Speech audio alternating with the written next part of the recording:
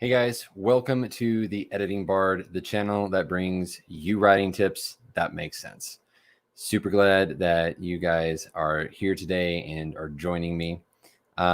Today's stream is going to be a little different than usual because I'm not so much talking about writing tips, not talking about editing hacks.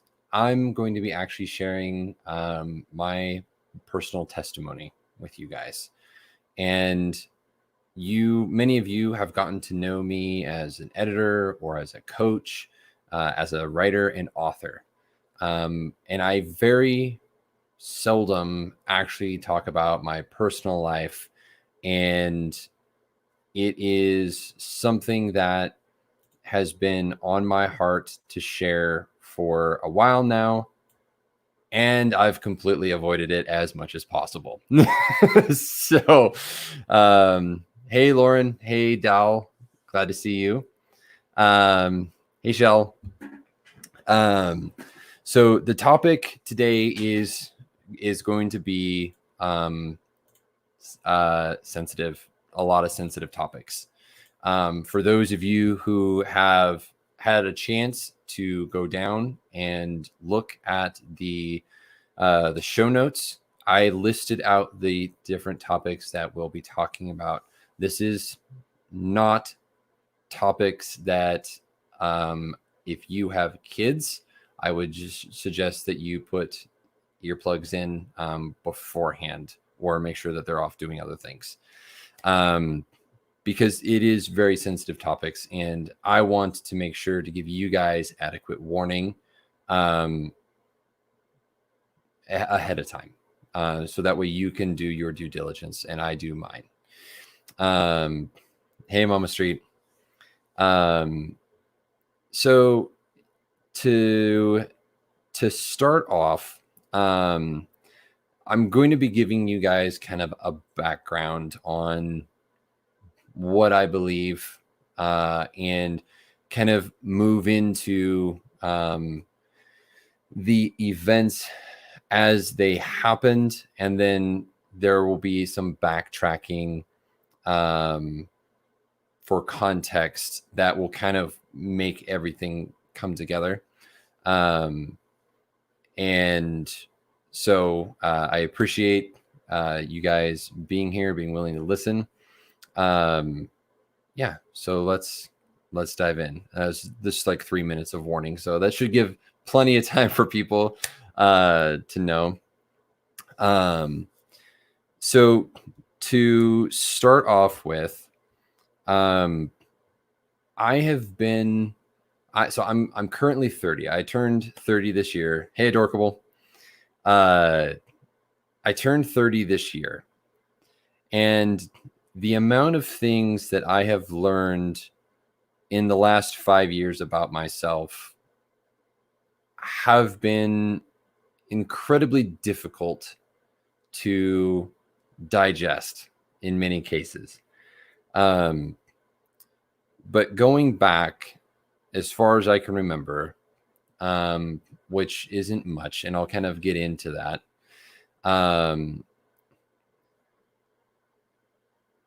Danica, hey, well, happy extremely belated birthday. So I came to know Jesus as my savior when I was 6, and I still remember it. We sat around. It was my mom and my dad, and we sat around the kitchen table. We lived with my grandparents at the time, and they asked me if I wanted Jesus to come in to my heart, and I was like, sure. Sounded good. I was down for that. And it was one of those things where, growing up and looking back, I can see that it was, I approached Jesus as a to-do list versus a relationship. Part of that was my growing up, some of the different churches that we went to. And so it's like, you prayed, you read your Bible, you prayed before bed, you didn't do bad things, follow 10 commandments, all that kind of stuff. And where my relationship with him became really distant and strained was when I was 13. 13 started a downward spiral that affected my life greatly. And that was when I became, hey, Carissa, that's the year that my porn addiction started. And in many ways, pornography has been normalized by society.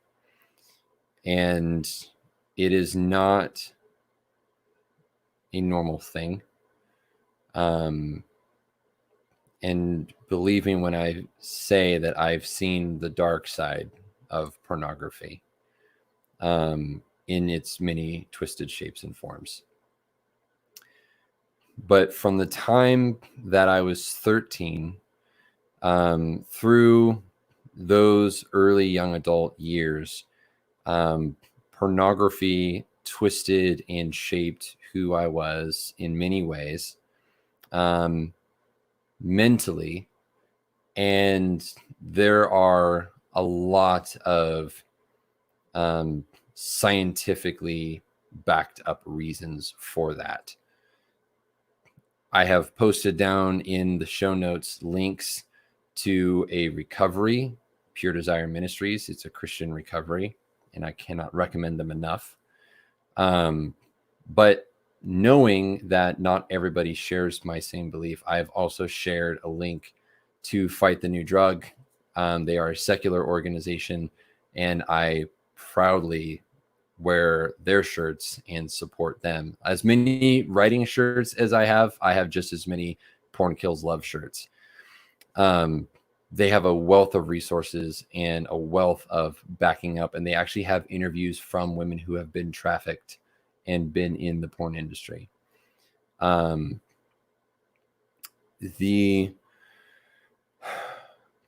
pornography came, what was in direct conflict with my belief.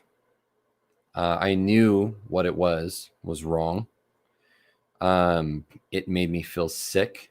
It made me feel numb. And it led me to a very, very dark place. Much of the time, I spent journaling, and I will talk in large part how God has used writing to save me on more than one occasion, and allowed it to be a way to process a lot of the trauma that I have gone through.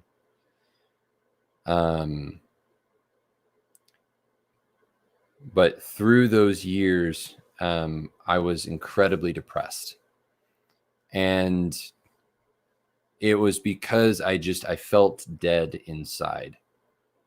The weight that it put on my heart was gradually becoming more and more unbearable, to the point where I was done with life. I remember the night. I still have the zip up hoodie that I wore. But I sat on the edge of my bed with a loaded 45 in my hand, contemplating whether or not I should end my life. And that was probably one of the most terrifying nights that I can remember. in my mind's eye, I was walking along the edge of an abyss, and I stopped and I looked over into the abyss, and I just saw the deepest darkness that I had ever seen or felt before. And it was in that moment when God first really reached down into my life and in a very physical way pulled me back from that abyss. And I remember very distinctly, not so much hearing, but feeling the words, "I've got more for you than this." And it was a huge relief. It was,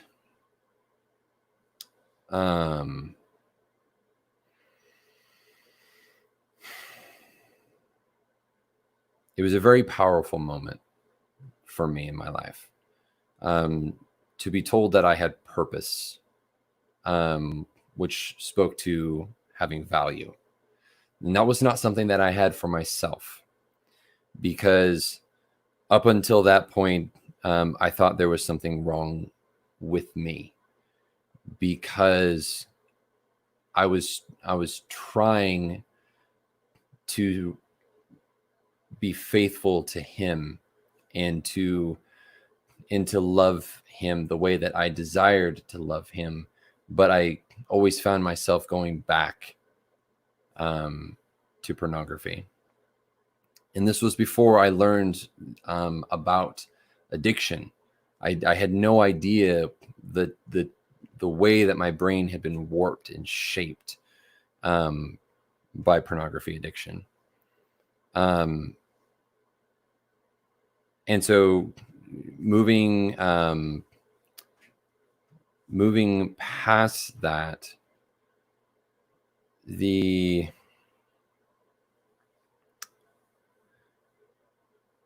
it still had a hold of my life. Very much so. It affected relationships with people, with my family, with my friends, with girlfriends. It affected every aspect of my life, and destroyed those relationships as well. And while pornography was an aspect of that, there was a much deeper root that I wouldn't find until much later. And in 2010, end of 2010, I met my wife, and we met on a Christian dating site that, because at this point, and I'll be honest, and she knows as well as I do, that I was rebounding from a previous relationship, and I was throwing money at anything that, because I had such an intense fear of being alone. But when and she had been peer pressured into signing up by her friends as a joke, and then lo and behold, who found her? And we had our first date over Skype, because she lived in Washington and I've always lived in Oregon. And it was funny, because at first the video wouldn't work, so all she had was my voice to go off of. And she told me later on that the voice is what sold her. But I personally think that it was probably my story of being camel napped when I was 17, when my dad and I were in Egypt. But that is definitely a story for another time. But yeah, it was it was a winner, to be sure. We started dating in November after kind of some long distance relationships. She moved down to Oregon in 2011, and I proposed to her on July 3rd. If you guys have ever been to Oregon, you'll know Multnomah Falls, and it's a beautiful 300-foot waterfall, and there's a bridge in the middle of it, and it was 4th of July weekend. I did not plan that well, but I knew from the day that I met her that I was going to marry her, and that she was the one for me, without a doubt. And I proposed in July. We had planned to do a wedding the following year. We went from 8 months of planning to 8 weeks of planning. So if you guys ever want to test one's patience and the abilities, then the stresses that come with premarital, pretty much everything, do that. I don't recommend it. I really don't recommend it. It was a horrible. It was the most stressful 8 weeks of our entire life. But it was a wonderful time. We got married in the back of a renovated barn out on this little farm. Our camera guy was obsessed with the llamas that were out there, and he wanted us to take pictures with all the llamas. And it was absolutely amazing. 4 months into it, I disclosed to my wife that I was still wrestling with pornography. And it was a very damaging thing for the both of us. Oh, Danica, you're in. Yeah, Oregon is absolutely beautiful. We live over in Eastern Oregon now, which I'm so happy with during this time. Small town life, much nicer compared to the city.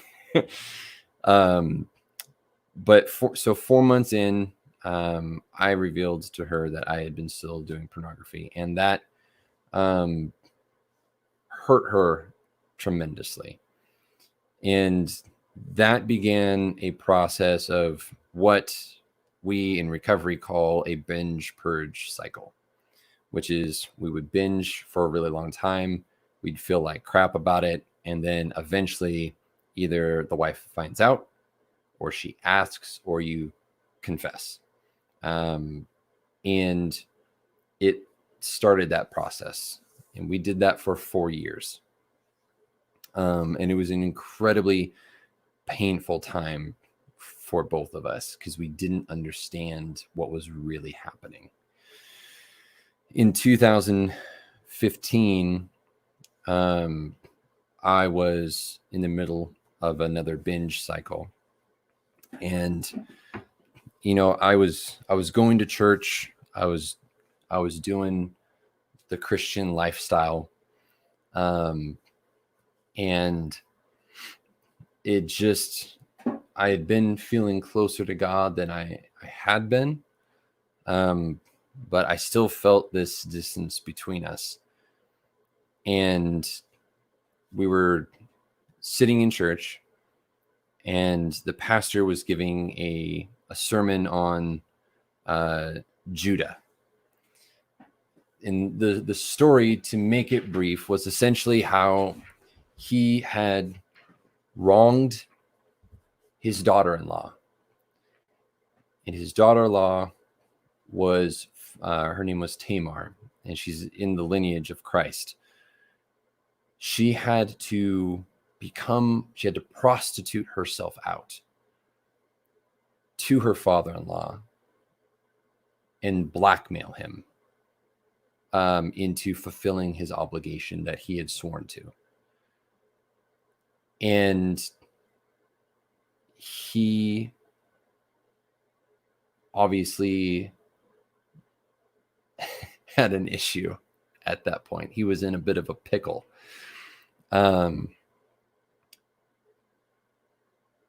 But what he did was he, before everyone, admitted his wrong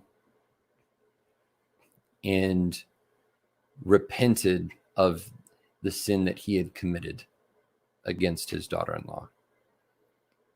And in that moment, I realized that I was being given a choice. I could accept the consequences for my sin, man up, and actually do something about it. Because I was like, if that guy can do it, maybe there's hope for me too. And so I did. And I told my wife, and it was the next step was me getting into a recovery group. And thankfully there was one going on at the church, and it was probably one of the most awkward times that I can remember, because I had not learned how to talk about my feelings. Pornography was certainly not something as Christians were supposed to be engaging in. And so to have to go and sit with a bunch of guys and talk about our issues was the least comfortable thing that I had experienced up until that point. And I remember going in and sitting there and feeling really uncomfortable. And these guys are just bearing their hearts out. And one of the co-leaders comes in, big burly ginger guy, big burly beard, motorcycle helmet. He was my mentor and is now my closest friend. He sits down, sighs, and looks at me and goes, "So glad you're here." And I was like, this is really uncomfortable. I don't know how to handle this. And it was quite an experience. And I started learning things right away about what it was that was actually going on in my life. And the addictive cycle that we get in chemically. Because sadly, what far too many Christians don't want to talk about is that it's not simply a spiritual issue. That is an aspect of it, yes. But there is also a scientific, physical component to it that, if ignored, it has what led to people being driven from the church because the church, frankly, isn't able to handle it. In large part, they don't know how to talk about it. And that's hard. And that breaks my heart for a lot of people, because there have been many couples that have left churches because their church didn't support them through that time. They simply said, submit to your husband, pray more. That's all you can do. And that doesn't even begin to scratch the surface of it.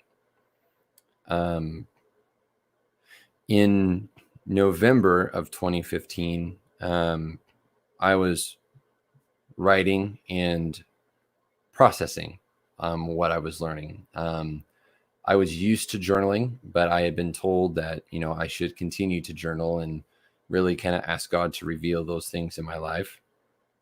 And I wrote one of the most impactful pieces that I have ever written.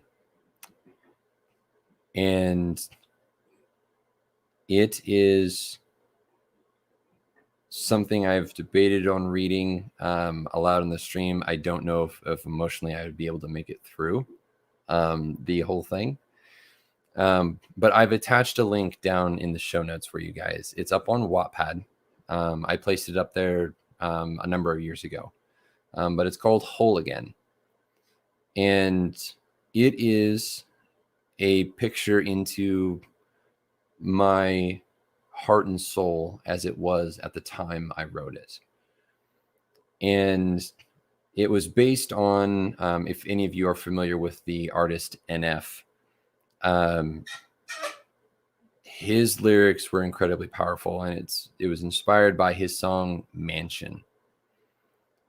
And he talks about this mansion in his mind, where he keeps all of the dark things or his thoughts and stuff, and each memory has its own room.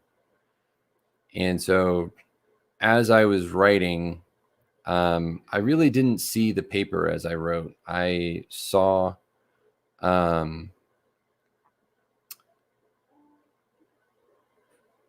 didn't see the paper. I only saw what the Holy Spirit was showing me in that moment. That it was a very vivid vision, and not the first one that I've ever had, but certainly right up there in terms of its impact in my life. And I didn't realize how broken and fragmented I had become over the years. And I didn't know what it looked like to live without pornography. I didn't know if that was a thing, to be honest. I don't remember most of my childhood. I really don't. I remember pieces, bits and pieces.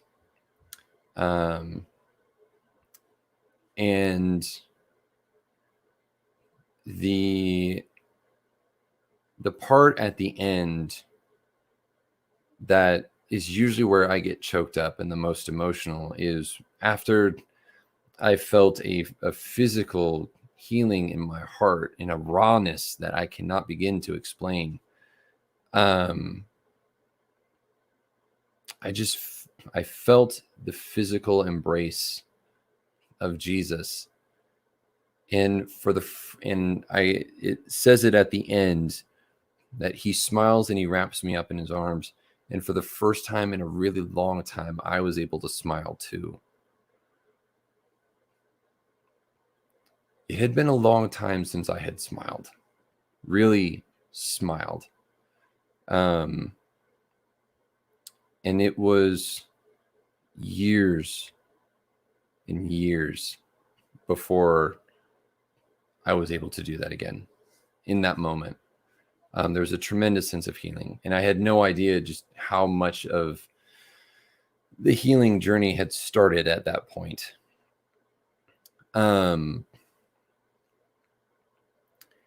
Fast forward, I eventually became a co-leader or a coordinator in the group. And my passion to this day is to help men and women recover from pornography addiction. It's why I wear these shirts, not so much in my streams, but out and about in real life. One-on-one with people, I'm typically fairly open about my story. This has been far more terrifying because what goes on the internet is on there forever, whether YouTube takes this down or not.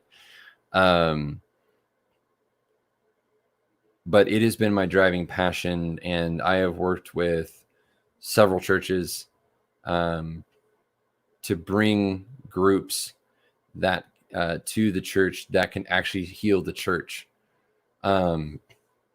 Because here's the thing. The thing that a lot of Christians don't want to talk about, and makes it incredibly uncomfortable when I start talking about it to them.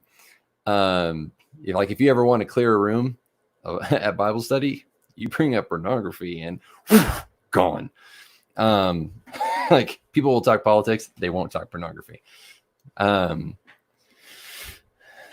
your point, Dal, because I did see it, it is taboo to even talk about it, which is what is killing the church. It is absolutely killing the church. 70 to 75% of men in your typical evangelical church are dealing with pornography. 40% of women are addicted to pornography. And women are actually the fastest growing demographic of users of pornography. And they will, on average, and this is on, you guys can find it on Fight the New Drug, they will look up things that are more hardcore than what guys will look up. And 50 to 55% of the pastors are struggling with it. That breaks my heart, because I've watched it destroy marriages. I've walked with men who've gone through divorce, and it has left them broken. It's left their wives broken. It's left their entire family broken. And that is not what God designed us for. It's simply not. And so it's been my goal and part of my calling to help the church specifically recover from pornography addiction, and to provide a place of healing, not a place of condemnation, not a place of judgment, a place of healing where anybody can come. Those groups, the groups that I've led, that I've been a part of, you will not find an ounce of judgment or condemnation there, because it simply does not exist in that vocabulary, because everyone is on an equal playing field. We all know that we've done stupid, and we love each other anyway, and we encourage each other, and we help build each other up. It's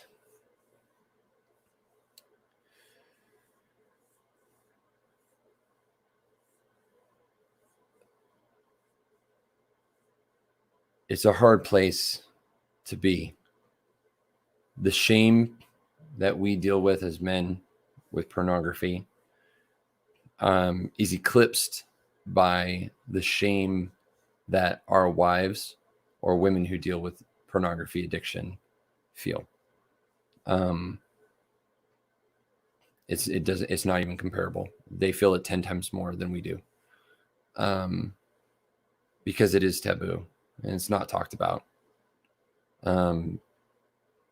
which is why I usually bring up the uncomfortable conversation. So I had been in group for coming up on a year,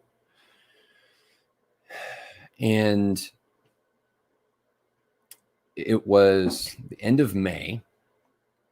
And I know this because I had recently gone through my journal last month, and we were going down to the beach as a family.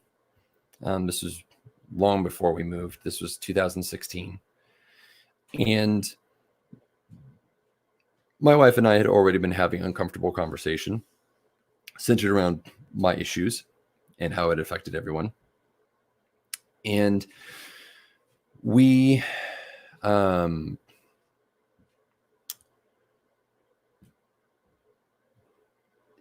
it was an uncomfortable car ride, an hour and a half car ride. So we get to a point in the mountains, and she's like, so I have a question for you, and it's going to be, I don't know how to ask it. And I was like, this should be interesting. We've already had such fun beforehand. And now we're going to dive into more of the sensitive topics. If that wasn't, we haven't covered enough at this point.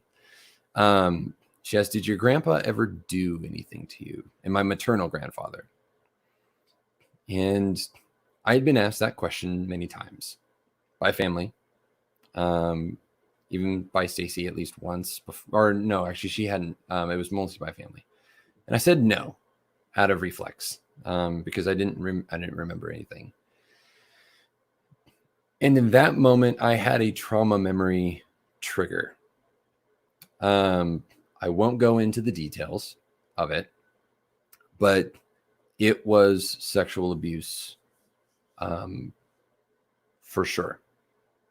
And meanwhile, I'm driving, and the look on my face told my wife, and my silence told my wife more than anything that I could say. And I was like, no, he did. I'm very thankful that before I had read that, or before she had asked that, I had actually just been reading a portion of Pure Desire by Dr. Ted Roberts. And it talked about the trauma disc. Trauma affects everybody differently.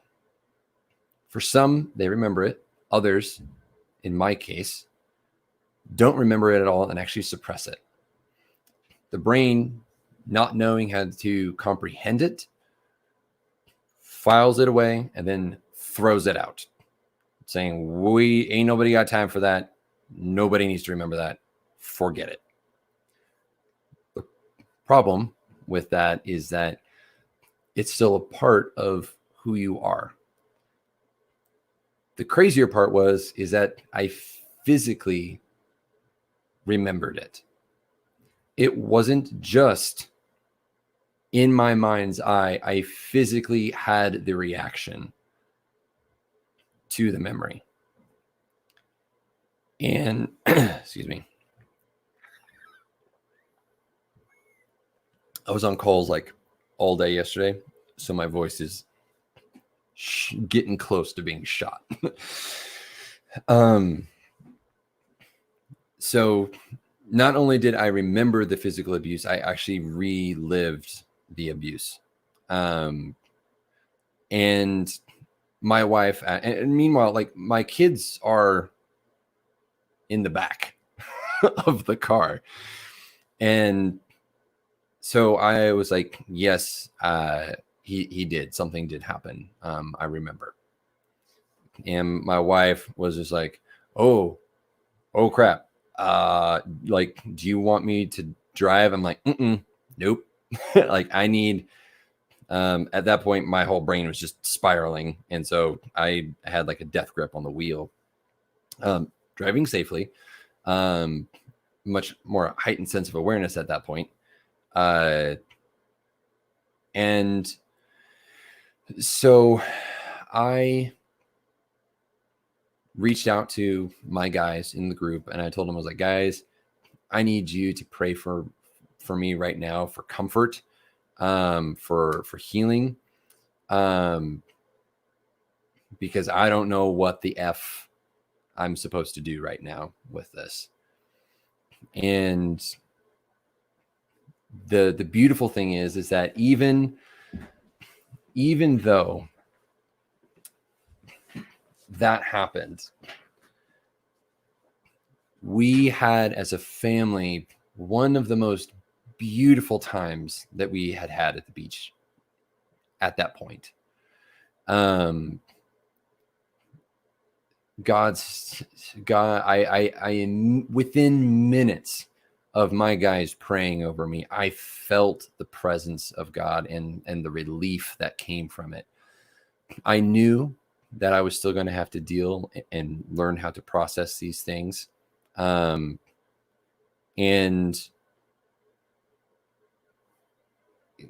God came in and gave me a wonderful time with my family that day. And I went back, I talked with my mentor, and he was like, you need to talk to somebody and get into counseling. Got into counseling, discovered many things at that point. It had also come on shortly. This is a few short months after we had discovered that there had been in my family, my dad had been having an affair. That had hurt and caused a lot of damage. There was good that came out of that because there were things in my life that I didn't realize that I was holding on to that I was able to process through with the help of my counselor. And it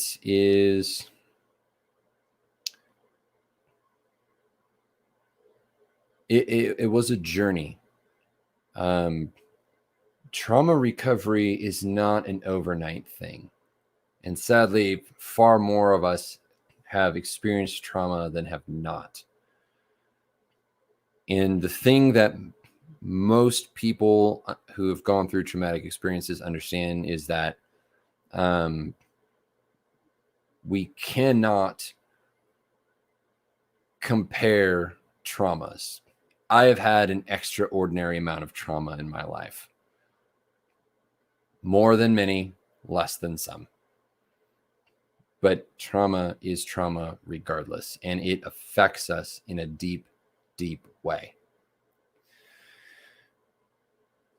So as I continued to go to group, heal, process, I experienced a period of sobriety of about 3.5 years, free from pornography. Those were some of the most amazing years because I realized that I wasn't the person that I thought I was. I wasn't a monster. I was broken. I was deeply broken. And I did not realize how deep that went.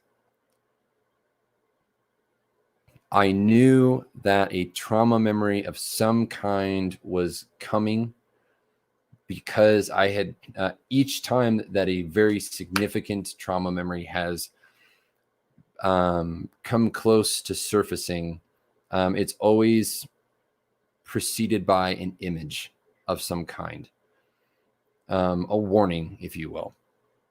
The first time it was dark waters and I could see ripples. Like that was the feeling. And there was a physical feeling attached to it as well. The second time, or I should mention that the first memory that I had to trigger was when I was 12. That's where my memory went back. The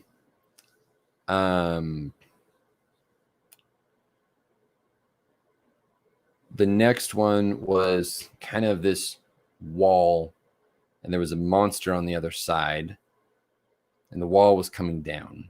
So the first trauma memory physically hit me here.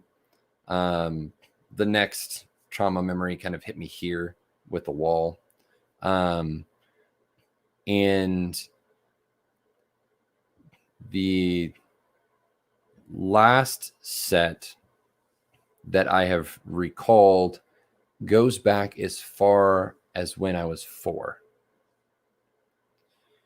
And so I now, even though I can't remember the vast majority of my childhood, I can remember bits and pieces of it. I know that the sexual abuse at the hands of my grandfather lasted for about 9 years. We lived with them. No one had any idea. My parents didn't know. My grandma didn't know. Let me tell you, if my maternal grandmother had known, she would have brutally murdered him without hesitation. So 9 years, and a lot of sexual trauma. Between the ages of 0 and 6 years, that is when you are learning about the world. Your brain is growing. It is learning how the world works. I learned at a very young age what unhealthy relationships looked like. I was taught that love was what you gave somebody sexually. And my grandfather and I never had a good relationship. Ever. When I was 13 is when the abuse stopped. And I know it stopped then because there was a time when I had wanted to do something as part of the homeschooling event that my church was putting on. And I had asked him if he wanted to go. He said no. Totally fine. I made arrangements with my best friend. He then came back and said that he wanted to, and that I was going with him. And I said, I've already done this. He then proceeded to ignore me and pout. And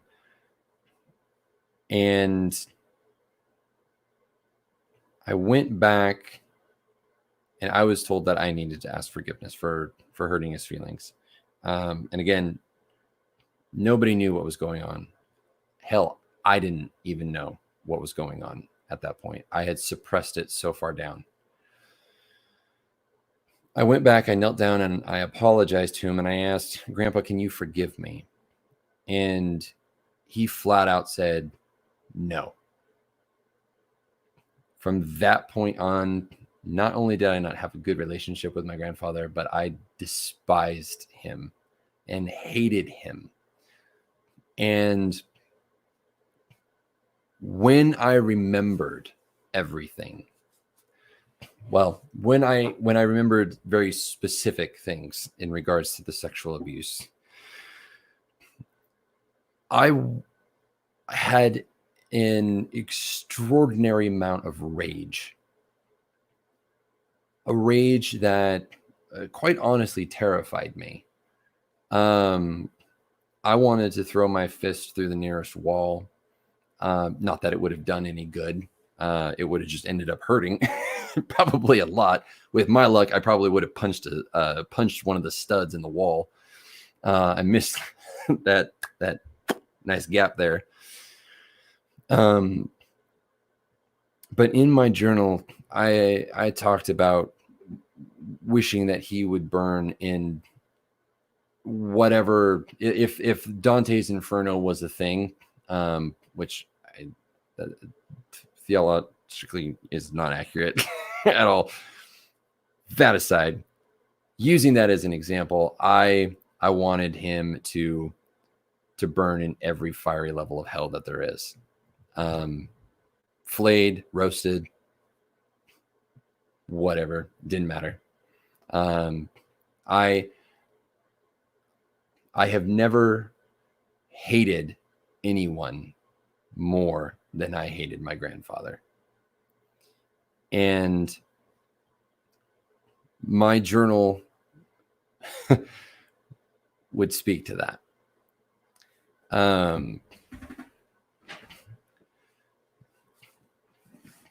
As I processed my own healing, there was a time when I was journaling where I would just pour out everything in my hands. I mean, they would just be shaken from the pent up rage that I had. And I would ask God, why? Why would he allow these things to happen to me? Someone whom he says he loves. Why would he allow those things to happen? And I was very, very mad at God for a very long time. Because I didn't understand. And over time, as I healed, as I continued to try and keep my mind free of pornography, God revealed a lot about himself to me.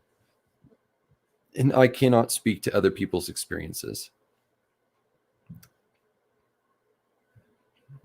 But one of the things that I have learned by asking him that question is that he did give me an answer that was meant for me. And it was that he allowed those things to happen for a purpose. The people that I have talked to in group have not gone through the amount of trauma that I have gone through. Many of them cannot relate. Some of them lost fathers, some of them lost parents. Some of them, at least one of the guys, was abused in that way once, not for years. And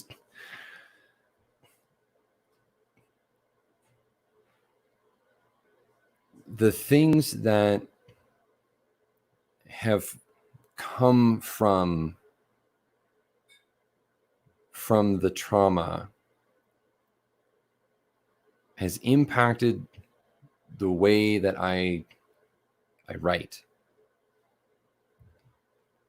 I've poured out myself in this book that I'm working on, and I don't shy away from talking about hard things. In fact, I usually throw my characters right into the midst of it, and they ask those same questions.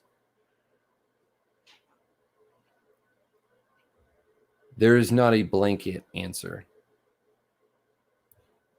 God reveals that to us individually because we are each unique. And even though bad things happened,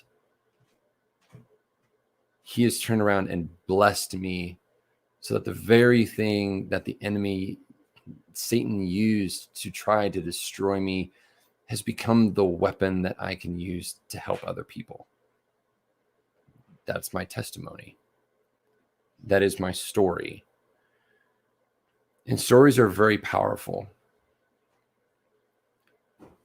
The whole again piece is one part of my story. The faith that I've come to has been through my writing. Writing to me has always been a gift. I started, reading Lord of the Rings when I was 10. And I had a voracious appetite for learning, specifically ancient history, because it's awesome. But role-playing different characters and writing different stories and processing the things that I've gone through, learning how to journal, learning what journaling is to me has been what has saved me. And it's been because of God. God has given me the ability to see people, to empathize with people that I used to condemn. And I was absolutely, without a doubt, a hypocrite in it. I'm moved with empathy for those who hurt when I had no empathy for them before. I feel again. I feel deeply, passionately, when I didn't used to. I was a hollow shell before. There was nothing in me. I was not full of anything. I was full of brokenness and pain and hurt that I didn't even know was there. It wasn't until I started learning about the chemicals in the brain and how they mold and shape and change the brain, and how a brain of a porn addict can actually look like Swiss cheese on an MRI. Not that there's physical holes in the brain, but that the blood flow to areas of the brain, it becomes restricted, especially to the prefrontal cortex, your higher reasoning center, your limbic system, the system that is fight or flight. That is where the core of addiction lies.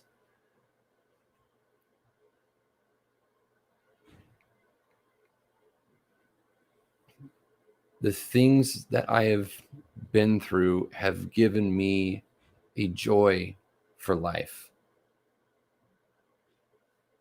And that's not something that I would have said 5 years ago when I started on my journey of recovery. Far from it, actually. Because it was and has been and probably will be incredibly painful at times. Doing this, I was trying very hard not to throw up before the stream. And I've shared this story with people before.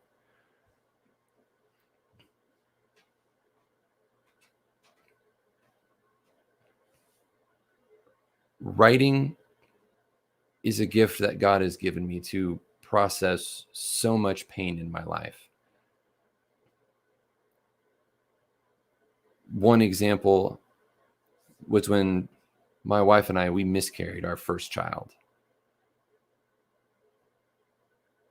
That was one of the most excruciating things as a parent I have ever gone through. And that was back in 2012. I remember the day.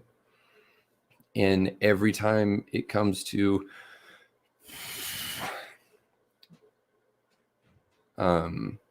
September 9th, I always take a moment.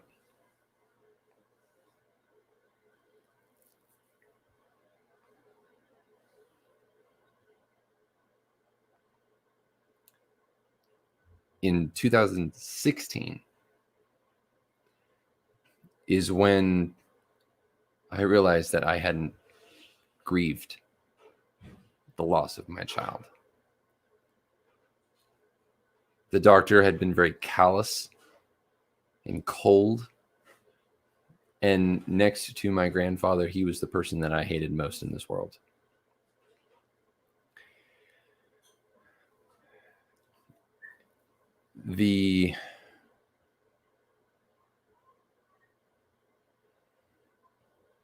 I was at man camp.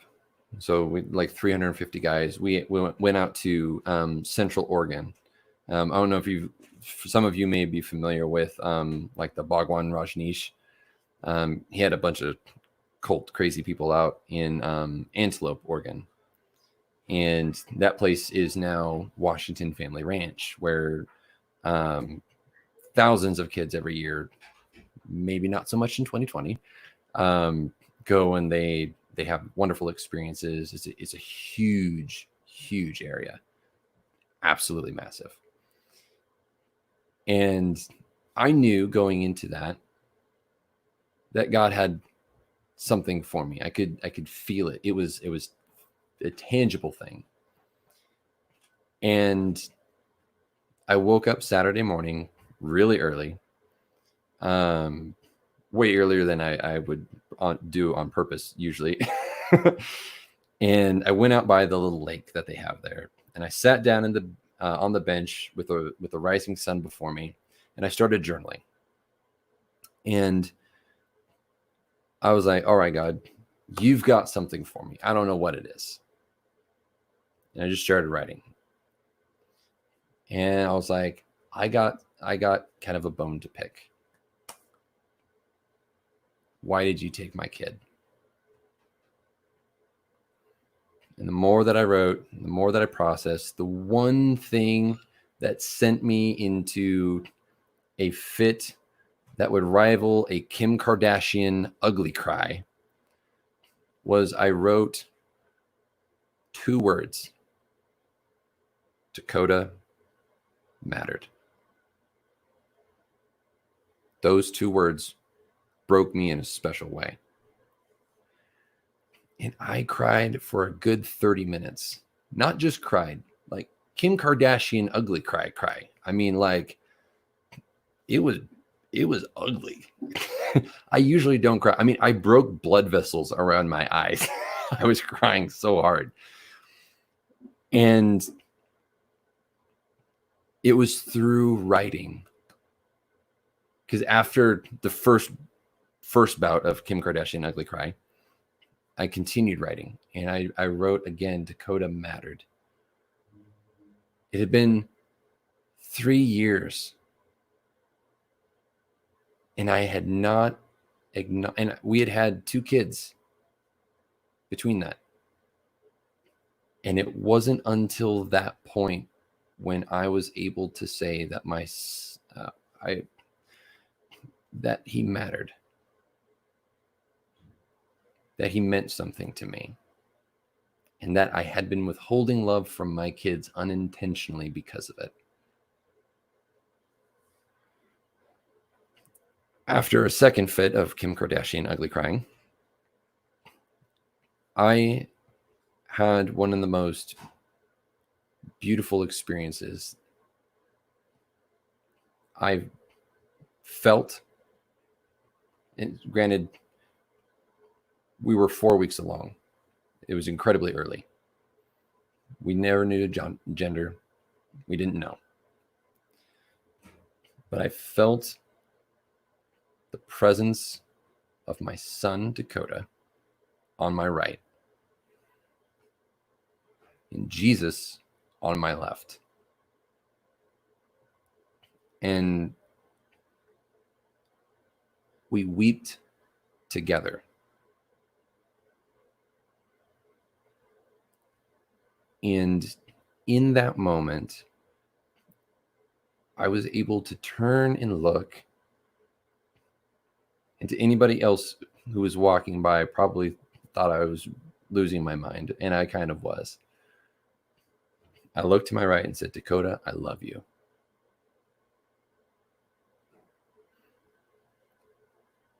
It had been no breeze. And a little breeze comes by, and on the wind, I heard, I love you too, Dad.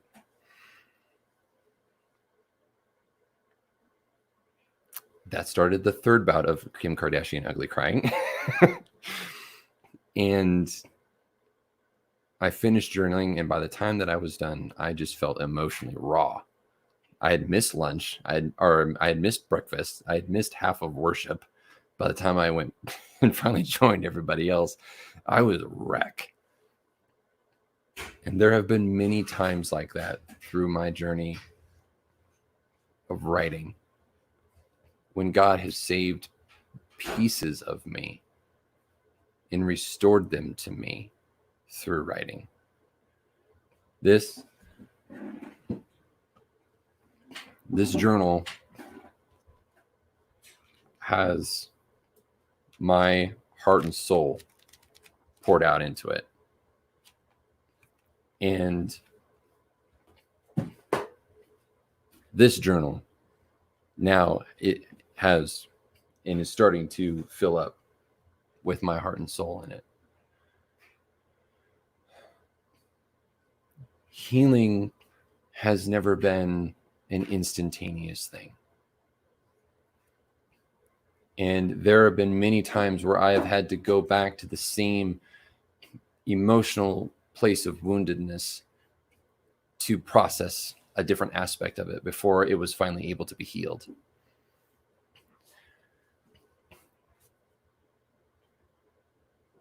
I've had father issues. I've had mother issues. I've had abuse. I've had trauma. And each one of those things, and this doesn't speak for just myself, but it takes a piece of us. We lose a piece of ourselves when that happens.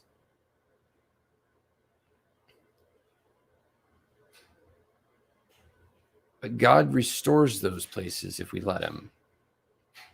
And I have a hard time letting him, because it usually means I have to experience a little bit of pain beforehand, because I've never addressed it. It's like taking the Band-Aid off of an infected wound and cleaning it out again. A good example of that was the story I just shared. Another one was after the first initial trauma memory. And I was watching a documentary on Netflix at the time. And if you guys have seen it, I'd love to know, but it was called Forgiving Dr. Mengele. For those of you who are not familiar with who Dr. Mengele was, he was a very, very evil man. And I reserve that judgment because I don't just throw that out there willy-nilly. This man was evil. He did horrible things during the Holocaust. Experimented on Jewish, Polish, didn't matter. This woman and her twin were subjected to multiple testing by this guy, to the point where her sister died. She was alone in the concentration camp. She survived, and she loathed him with probably more hatred than I had for my grandfather.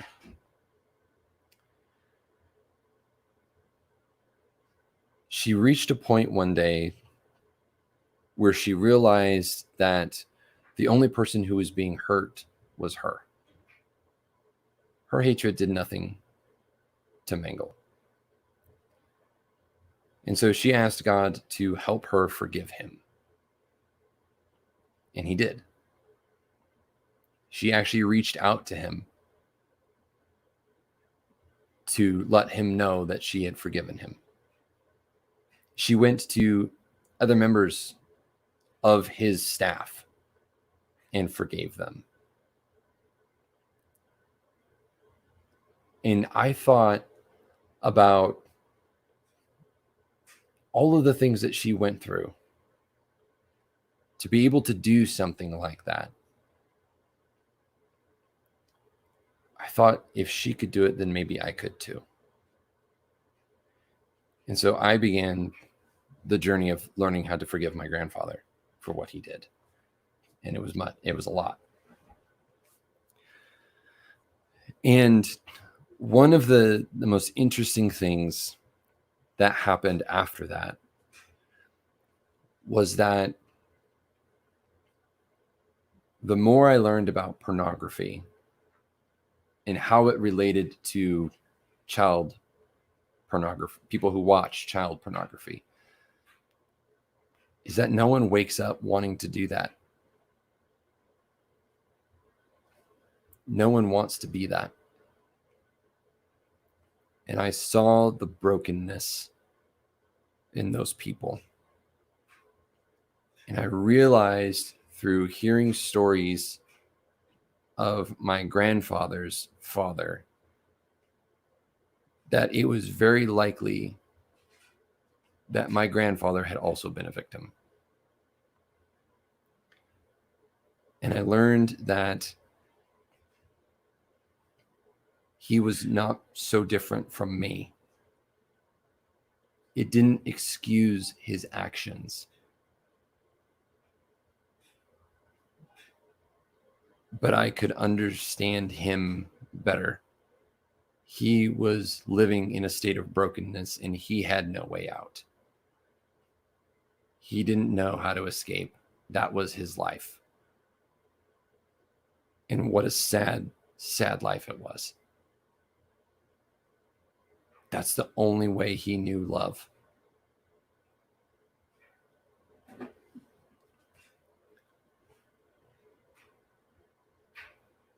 And it was in that moment when I realized that it wasn't an either or.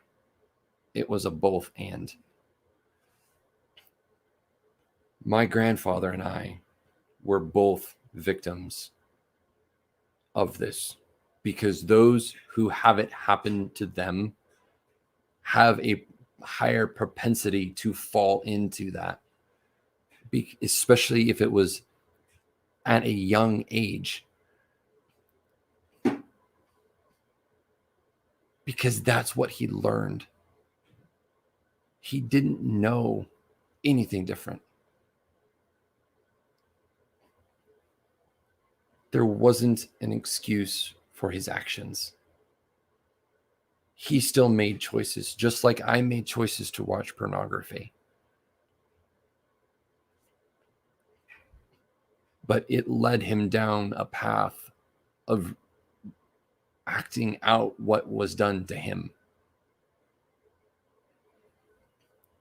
And in that moment, I was able to forgive him, because I realized that he was just as broken as I was. And he didn't have a hope. He really didn't.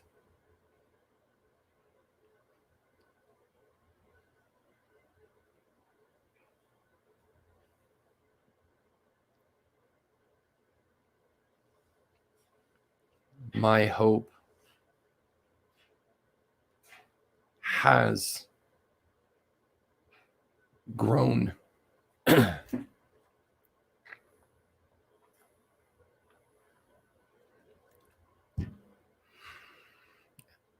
It's grown stronger over the last few years. In November, I was when I was at church, my time of worship, besides being with a community of believers, has been singing, but I wanted to use that as time for me to have time to talk to God, because honestly, I daily struggle with that.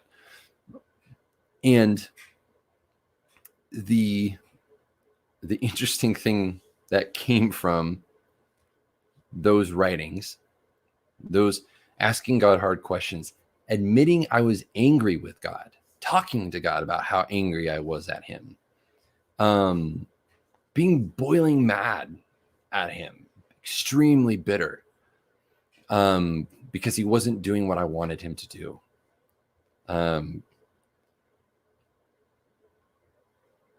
He started to reveal to me that I had some serious control issues. Stupidly funny at times. A good example of this was Monday. Not this Monday, this was several months ago, before 2020. I had set a notification for myself on Monday, and I then got the notification on Friday. And I was mad at myself for setting the reminder to hold me accountable to do something that day. That's how much of a control issue I have. And all of these pieces started falling together.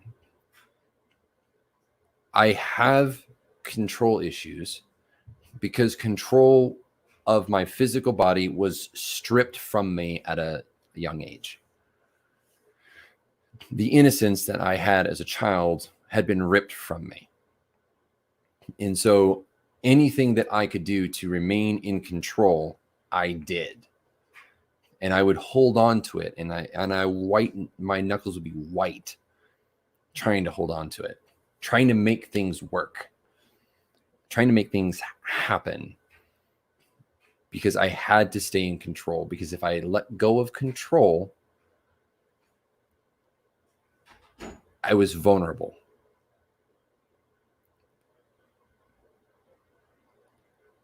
And that was hard. That was incredibly hard for me. Because the things that I've learned through reading and writing and processing, because what happens is when you write, you process. That's the beauty of writing. The stuff in this journal is stuff that I didn't know I was wrestling with until I asked God to show me.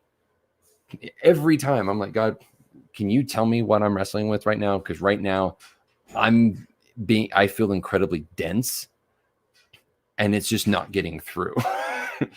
And this is one place that he has never failed to show up and talk to me. And not in an audible voice, but through my writing, through the words that I write. And it's difficult to explain, but there's this knowing because his spirit lives in me and he calls me his child. Why? I don't know. I've explained to you guys all of my brokenness, all the stuff that I've been through, and he still chose me. And I've never once disappointed him. And that's something that he's been talking to me about a lot lately, is that I've never disappointed him because he knew I was going to do it anyway. But this is one place where he has never failed to show up and to help me process when I've asked him. And again and again and again, as I've gone through and I've written out the incredibly difficult things, even when I'm mad, downright angry, he still has shown up. I have no idea why. I don't. I'm mad at him. And he still comes to talk with me. Writing has been what has kept me going. It is a gift that he has given me for myself to help me process all of the crazy emotions, all of the crazy trauma, the anger, the bitterness, the unforgiveness. I mean, you name it, it's probably ended up in a journal at some point.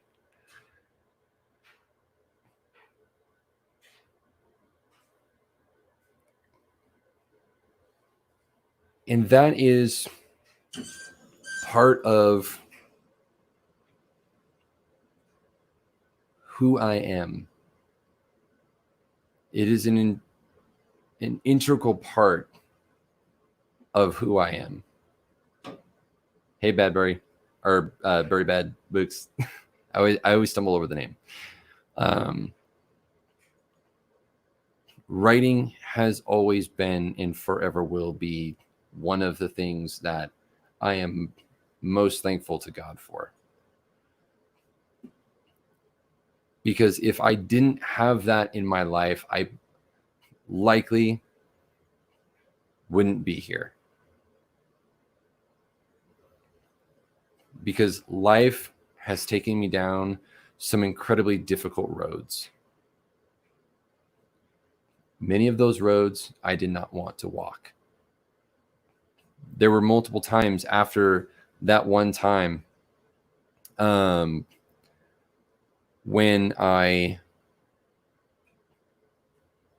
it was after I was 18.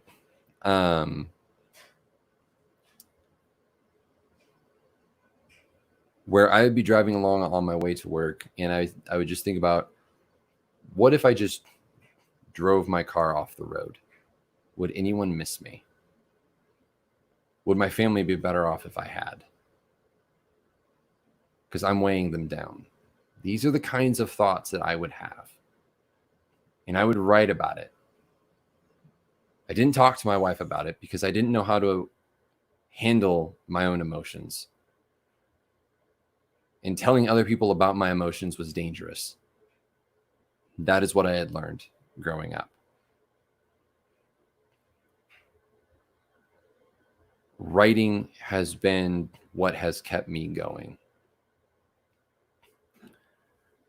Writing has been the saving grace for me, time and time and time again. It has pulled me through my darkest times, and they have been many.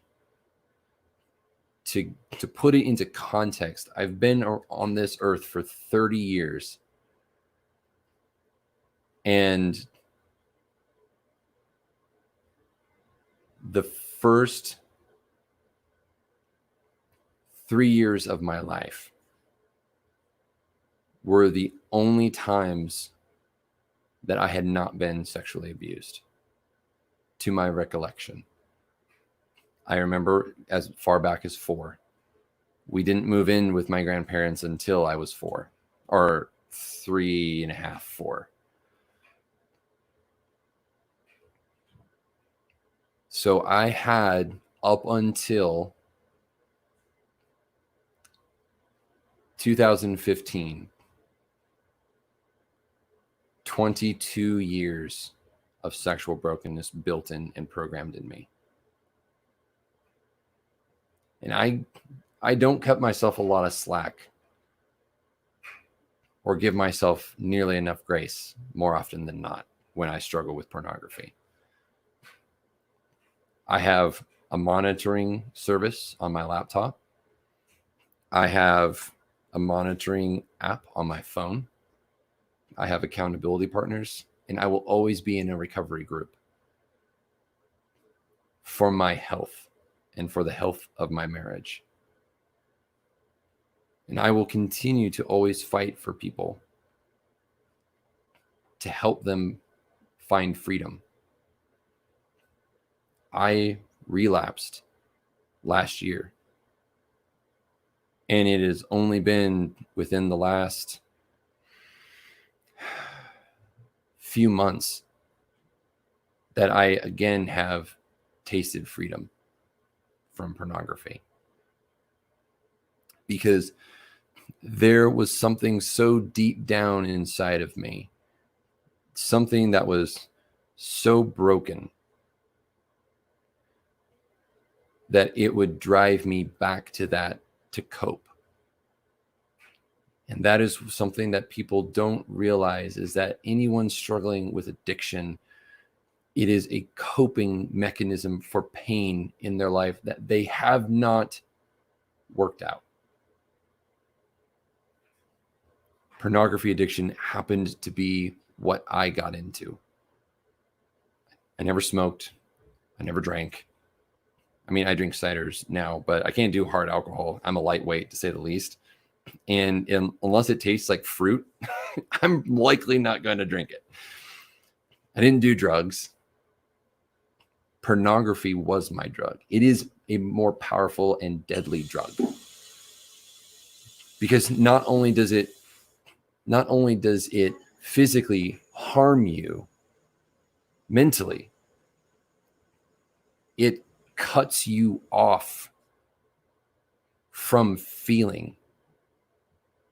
I went my entire teenage years numb to everything, completely numb. I felt nothing. The only times I felt something was when I was watching pornography. And all it was that I felt was shame. And there's a difference between guilt and shame. Guilt was I've done bad. Shame is I am bad. And that is the lie that so many people wrestle with their addictions. And it hurts them. It hurts their families.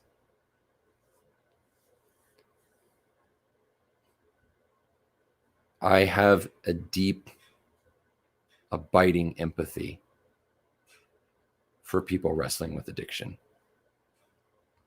And I can look back and say that even through all of the bad that has happened in my life, I am thankful for each and every moment. Every moment. Because if I didn't go through those things, I wouldn't be here talking to you guys now. I wouldn't know the fantastic men that I've walked through hell with for years. I wouldn't have known them. I wouldn't have stood up at my church sharing my testimony to a group of over 100 men dealing with these types of things, and somebody who had never talked about what had happened to them heard my story of being abused, and they were like, that was me. And I've never told anybody before. That's the reason why I share my testimony. And I've avoided doing it more times than not. But this also is a big part into why I do what I do as the bard.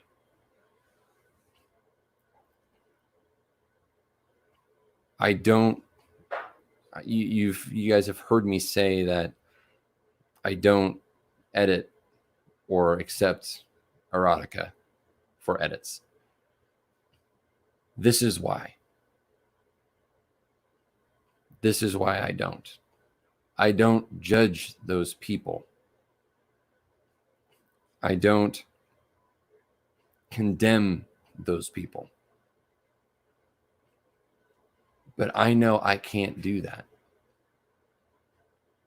I make it abundantly clear everywhere I go that more often than not, I don't even do romance because it's gonna be in it.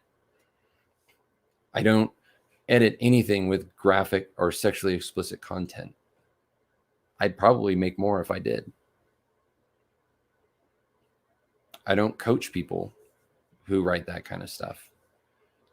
And there has only been one time as an editor where I was unknowingly tricked into, and it wasn't the person who had hired me. It wasn't their fault. They didn't know, into reading something like that. And it emotionally disturbed me on a level that I said that the book should be burned and never see the light of day because it was dangerous. It was about taking advantage of people's emotions and using them sexually for your own pleasure. Taking the trauma that had happened to people and weaponizing it. I said it should never see the light of day. And I don't do that with books. Many of you and many of my clients have commented at one point or another that I don't do things, or I do things differently. I don't edit like other editors do. This is why. This is an integral part of not only who I am as a person in my day-to-day life and how I continue to grow in that, because I am by no means perfect. Any Christian who tells you they're perfect is lying. We are all we're a work in progress. I am broken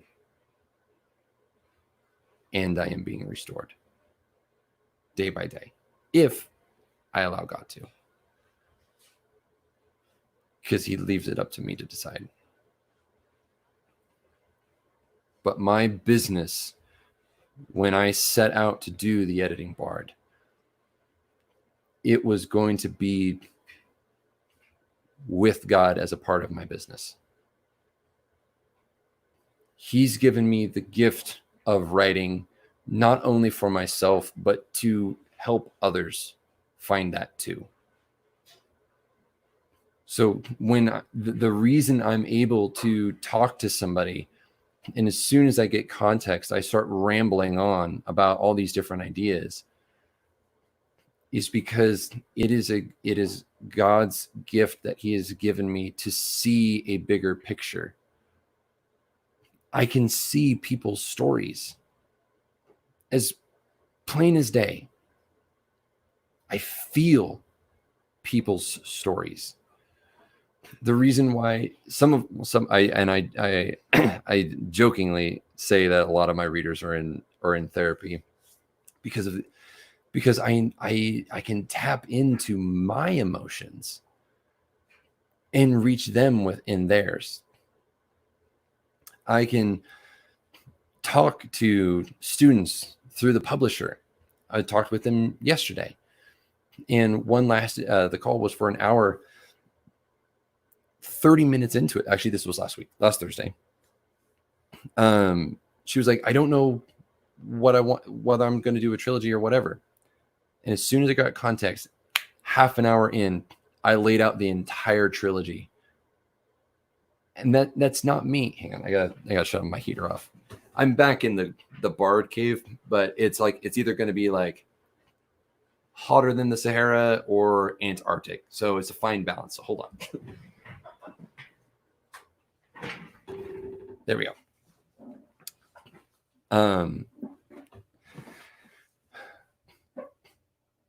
But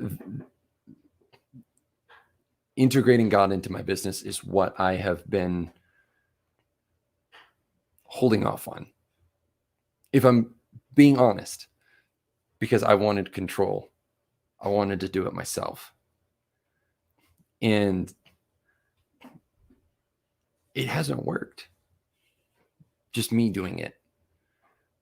And this was part of why God had put it so heavily on my heart to share this with you guys, is because this has and always will be an integral part of my business. This is why I have such a fiery passion for writing, is because it is ingrained in every fiber of my being.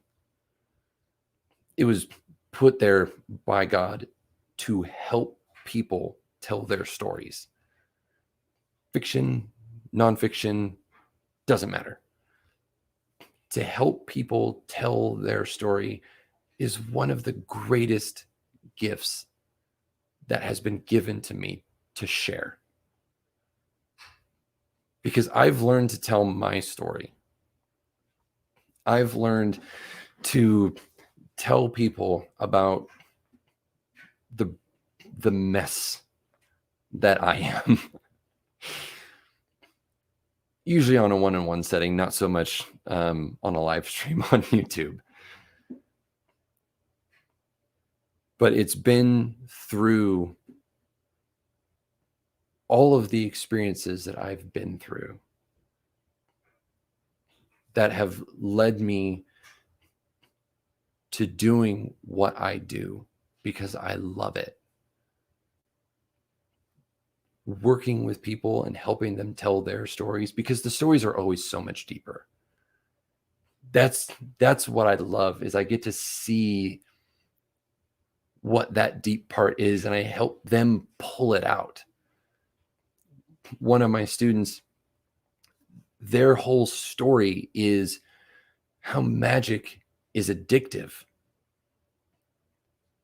And I can relate, and I can actually help guide her in that, because I know what it's like to be addicted. And not only that, she watched people suffering in their addictions. And this story that she's working on is a tale of that the hero isn't a hero. They're not even a role model. They're dealing with real stuff that people day in and day out are actually dealing with. Same with my story. My fantasy novel deals with all of these questions, all of these things. Why does God let bad things happen? Why? There is no umbrella answer, and I will not even pretend to know. But individually, he's told me why he allowed it. It's because there was going to be a time in my life, if I allowed him to bring about restoration in my life, that I would be able to not only be healed, but help heal. I would not only know my story, I would be able to help others tell their story.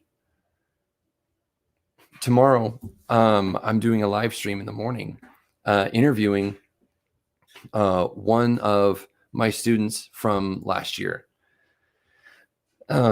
So unbelievably proud of her. Her book was just published a couple weeks ago, and her book is called the Language of Loss. And another one of my students who I am gearing up to interview, hers was have a good morning, dealing with loss, how to find joy in the midst of the pain, and working with them to help them to bring out the story that was on their hearts to share, was an incredible gift to me, selfishly.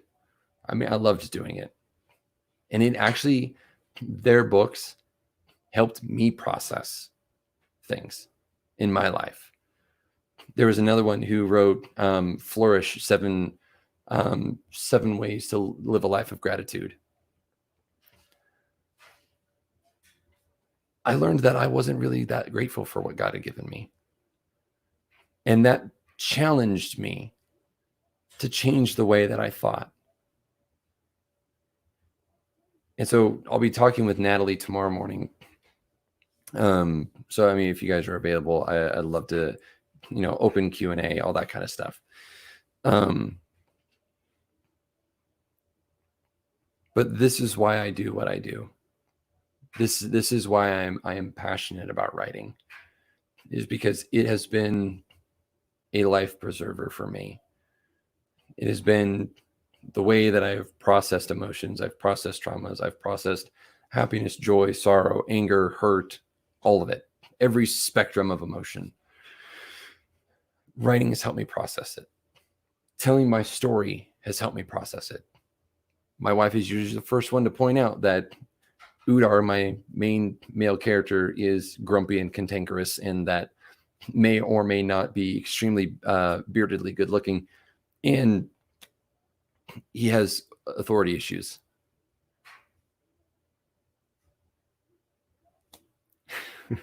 I based him off of myself, and it still holds true. And I'm excited for you guys to get to the point where you guys can actually read it.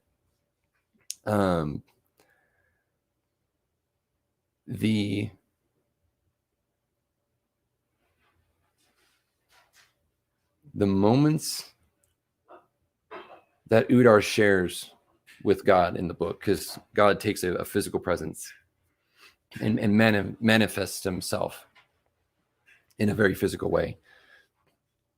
The conversations that you someday will read between Udar and God, Olrun in the book, are conversations that I myself have had. And sometimes the mildly sassy answers are the ones that I've heard. And I've translated my experiences into my book. I've translated it into my business, how I interact with people, how I interact online with people, how I try to speak life to people. I don't tear down people or their works, because their works are something beautiful, even if they're rough. The beauty of creativity is something that I revel in, and I'm constantly amazed at. And I appreciate you guys listening to me, for one, ramble for now over an hour and a half, talking about the things that have gone on in my life. And my hope is that there has been something that has resonated. whether that's just there's a kindred spirit, whether you feel or have felt God touching your heart. I don't have any set of expectations. You know, even if no one showed up today and one person and only one person ever watched this, that is enough for me. It is a victory and obedience for me to have done this, because I really didn't want to, selfishly. It's vulnerable. It's uncomfortable. Despite being able to share it with one-on-one with people, what goes on the internet stays out there. This goes against every business thing that I've ever learned. You know, you don't talk politics, you don't talk religion, and you certainly don't talk about pornography. You know, it's kind of on the what not to do on the business checklist. And the funny part is that God had made it abundantly clear a number of months ago that he's like, your business isn't going to run like a normal business. I still don't know what that means. This is certainly a part of it. I know that, because there's nothing in the how to run a business properly or how to make a business plan where it says, and after approximately 6 months on YouTube, you should bare your soul in a live stream, talk about your testimony, your sexual trauma, and your pornography addiction.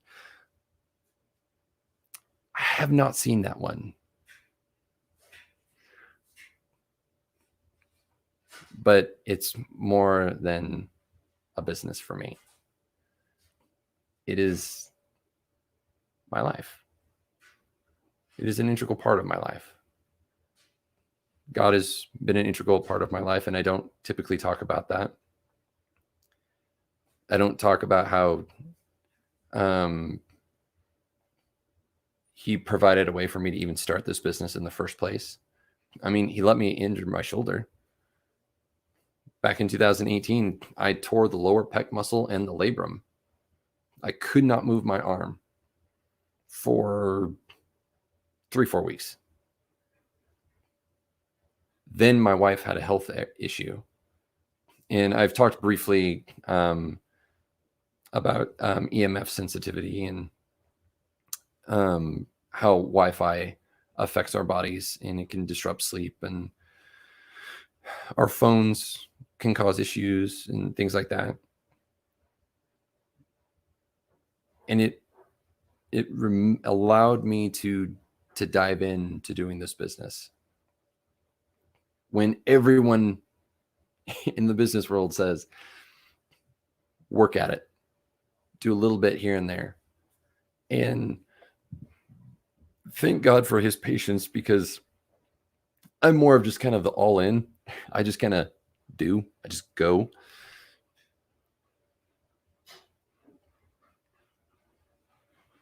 But I didn't know that developmental editing was a thing, let alone that I was good at it.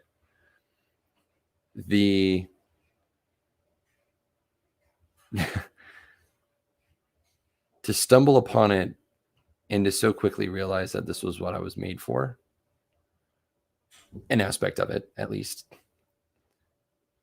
was incredible. To coach people, to mentor people, to help people go from a blank page to a finished product that they can physically hold. And I'm going to be getting my physical copies of 2 of the books next couple of weeks or so. COVID has kind of drawn that out a bit. Is amazing. I live for this. Writing is just so much a part of who I am.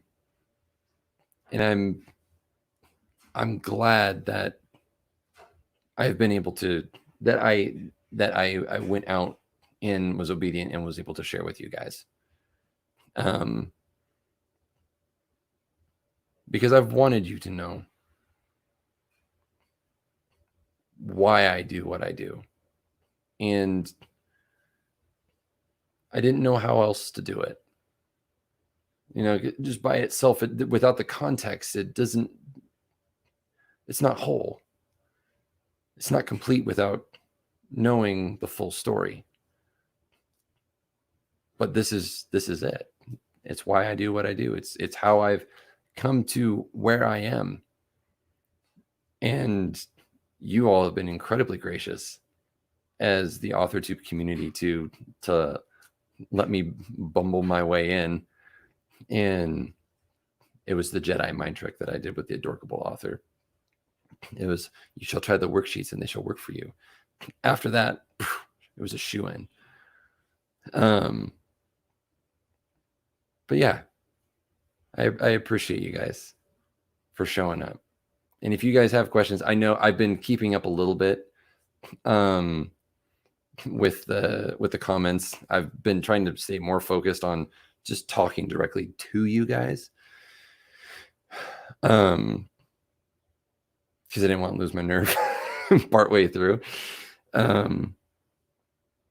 think the last thing that I'll leave you guys with, and then I'm happy to continue to talk and chat, is that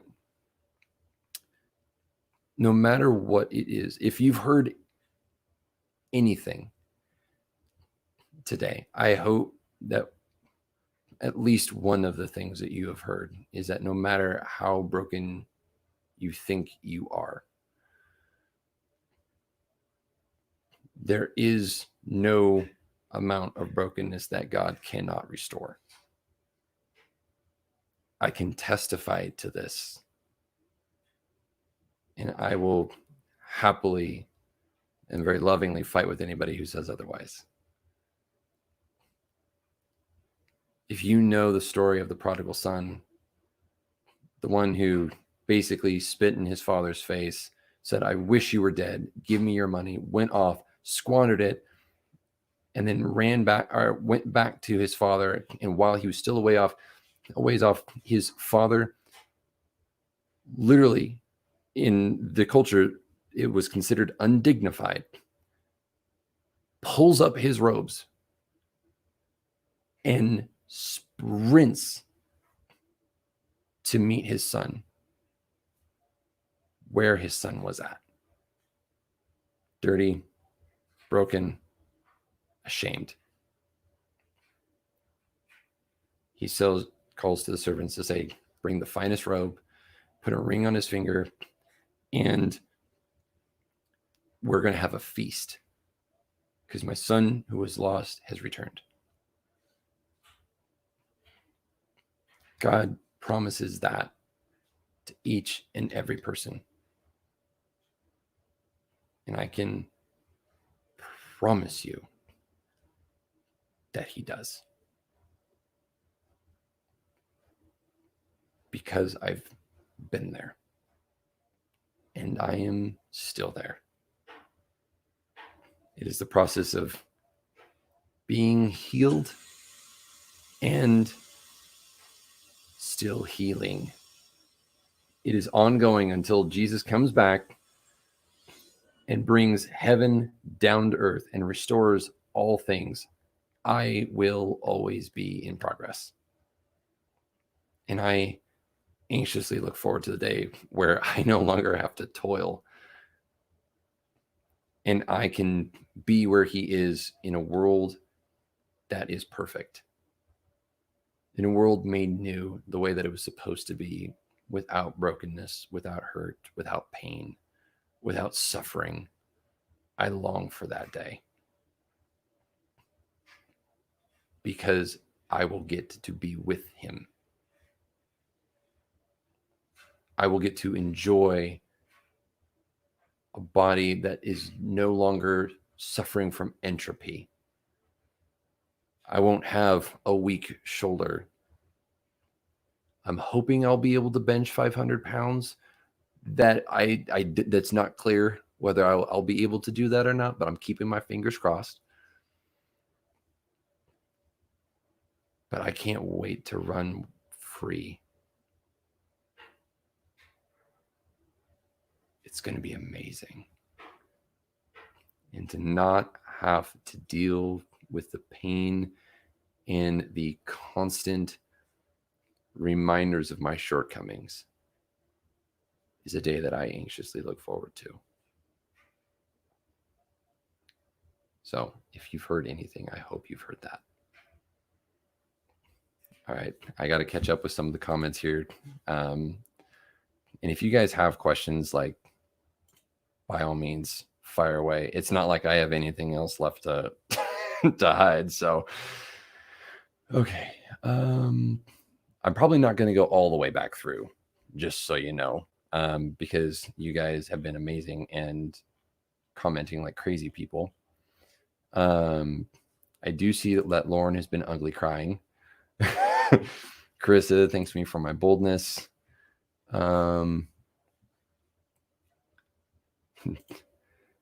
Yeah, it's not typically regarded as a good business practice. I am glad that you found those articles helpful, though, Dal. I really am. It's helped us tremendously. All our internet is wired, and our health has improved a lot over the last full year, really, because we moved in with my in-laws in December, and a year or 6 months into that, my wife had recovered significantly from the mold toxicity and the heavy metal toxicity.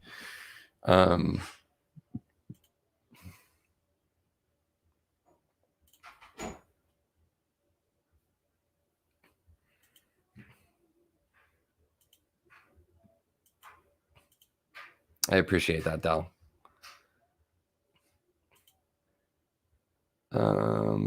Let's see. Oh, there it is. Yeah, I do. I totally do. You know, I've had the one thing that I don't do, and I haven't actually run into this very often, is like I don't do erotica, and I don't do horror. For me,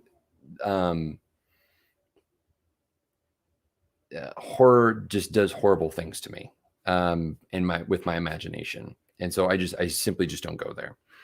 But I've done urban fantasy for people who have believed differently. The one time that I didn't was when they were taking the Bible, but they were twisting it and writing God out as a villain, and I couldn't do that. I couldn't be objective about it. Is essentially what it boiled down to. Is like, I can't be objective to this, because this goes so much against what I believe and what I know about God that I just couldn't. I recommended him to some other people. I still helped get him connected to somebody that could help him. It's just, it wasn't going to be me. Yeah, I just don't do horror stories. The horror stories just, the last true horror anything that I watched was The Grudge, and that wrecked me. I slept for 2 weeks. I was a teenager when it came out. I slept down in my sister's bedroom because my room was right next to the attic upstairs. I wasn't having none of that was happening. Just having none of it. I had nightmares for about 2 weeks. Horrible, horrible nightmares. And I would wake up in the middle of the night, either crying or in a cold sweat or both. So I finally just said, not going to happen.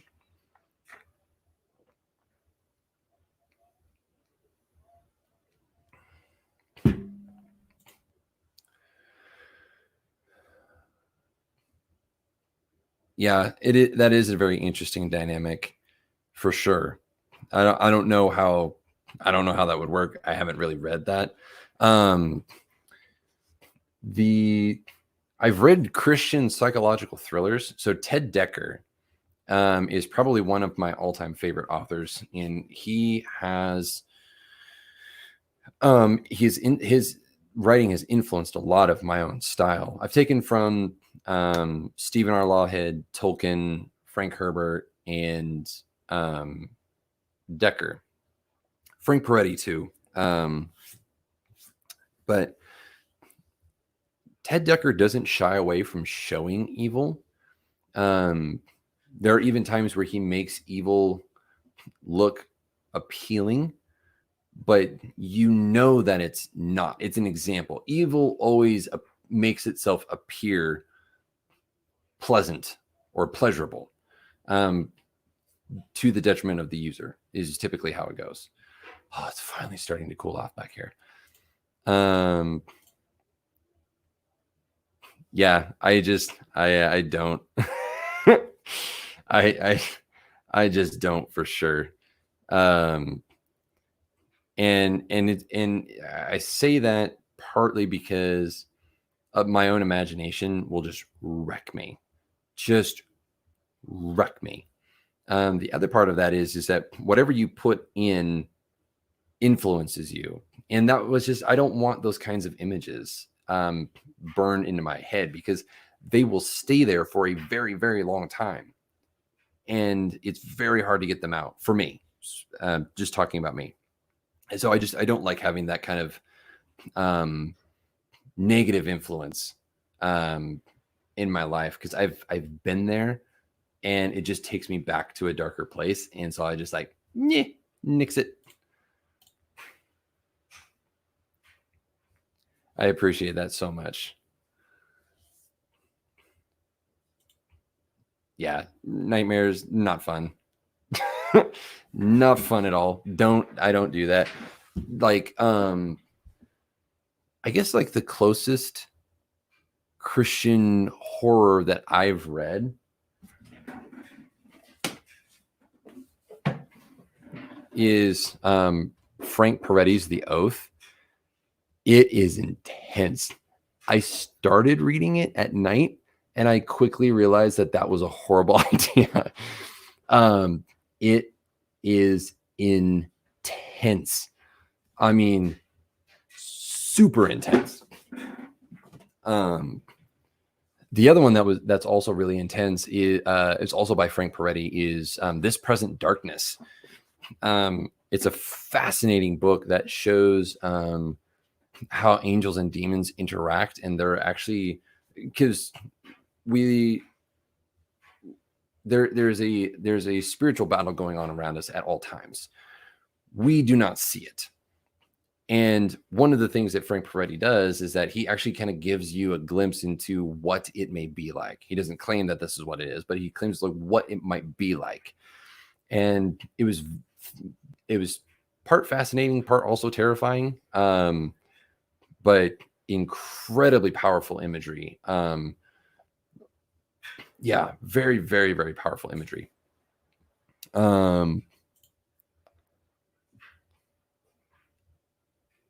Yeah. Yeah, Peretti, he hasn't come out with anything in a really long time that I'm aware of. But his books are absolutely fascinating. The spiritual aspect of it. The Visitation is one to give you the creeps. That I guess would also kind of fall like on a borderline Christian horror, which is interesting. Yeah, I guess Peretti kind of would fall into that a little bit. What other ones do I have? Skin. Skin and House by Ted Decker. Ooh, those ones are, again, like ones that I will maybe read again at some point, but likely not, because they are intense. I mean, a dude has to bite and eat his own pinky finger. Like, it is legit intense. And his are much more psychological thrillers. Yeah, very, very psychological thriller. Yeah.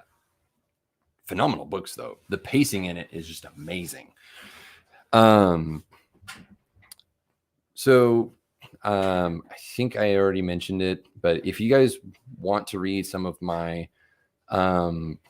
poetry, or some of what I call my therapy sessions, where I've actually uploaded some of my journal entries in Whole Again. The link down below will actually take you to Whole Again, which is on Wattpad.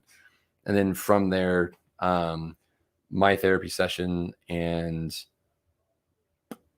From the Soul are my poems. So if you enjoy that, then check it out. Gives you again further and kind of deeper insights into kind of what my mind is like, what it goes through. Yeah, the eating the pinky finger thing, like it literally caused like a physical reaction to the point where I wanted to vomit. I was just like, "Ugh, ugh." Yeah. It was very, very intense. Crazy, crazy intense. Yeah, you can find it on Wattpad. That's where I started off posting like my fan fiction and stuff. That's where I posted my Lord of the Rings fan fiction, Into Depravity. And that's book one of currently 4 completed books on there. Very bite-sized stories, to be sure.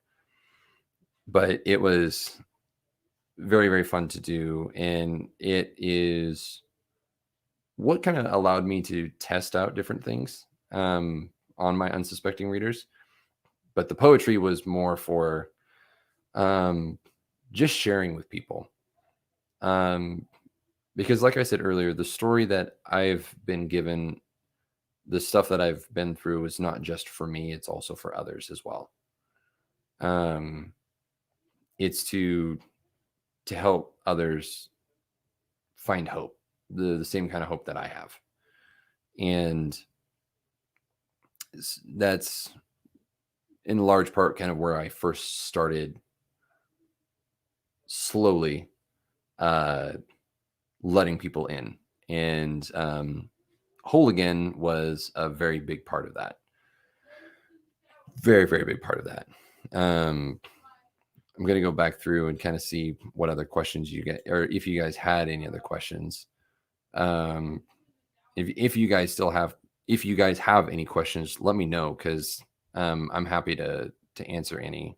It doesn't matter what they're about. Let's see.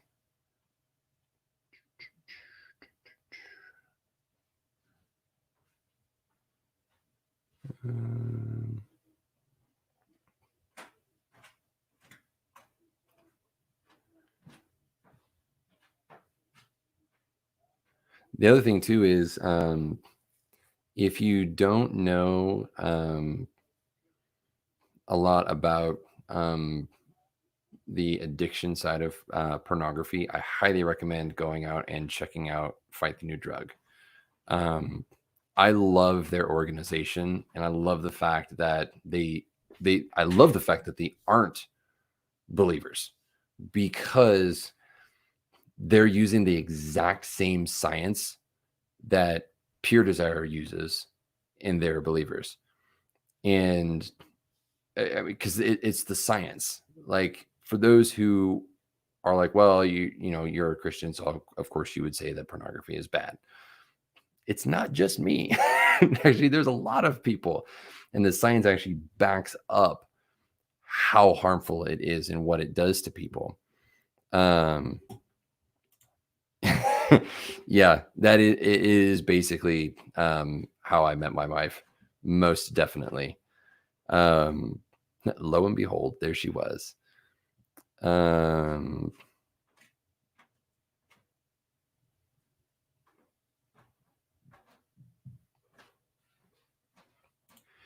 Yeah, the church does have a lot of taboos. Unfortunately, many in the Western church have failed.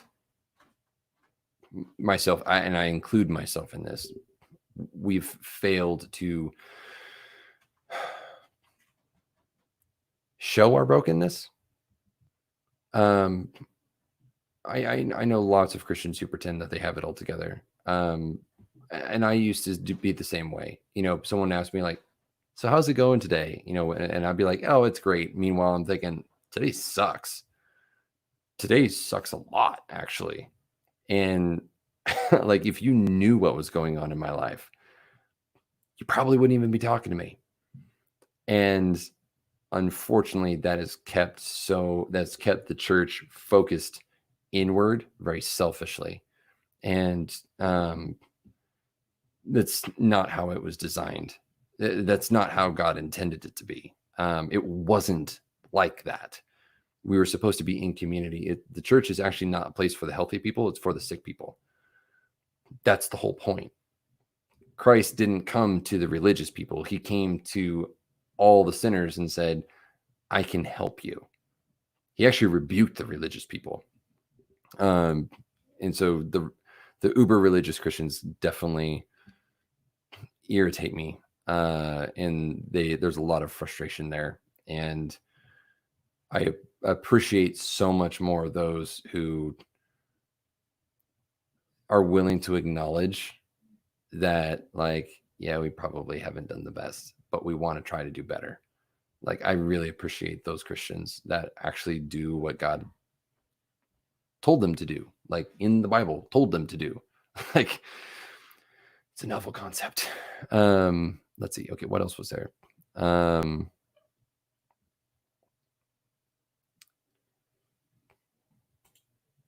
Yes, it is incredibly rare to have a safe place, even more so for sexual addiction recovery. Churches will almost always have a drug or alcoholism. They'll have those types of recovery groups. Very few churches will actually have a sexual recovery group because they don't want to talk about it, because they don't know how to handle it. They don't know, because they see it as strictly a moral issue. And the problem is that when your brain's chemistry is changed, you actually lose the ability to make moral decisions. Scientifically proven. You lose that ability because you restrict blood flow to your prefrontal cortex. You're living in a constant state of fight or flight. So you don't get to choose anymore. You are reactive.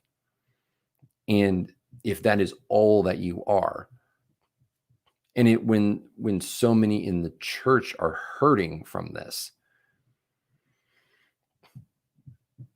I don't know why, they wonder why people aren't coming to church. It's because the church isn't dealing with their own issues. They have to heal themselves. They have to be the first ones to admit, hey, guess what? We're messed up and we're broken. We need God to heal us. And then when they are healed, they can go back out and be healers.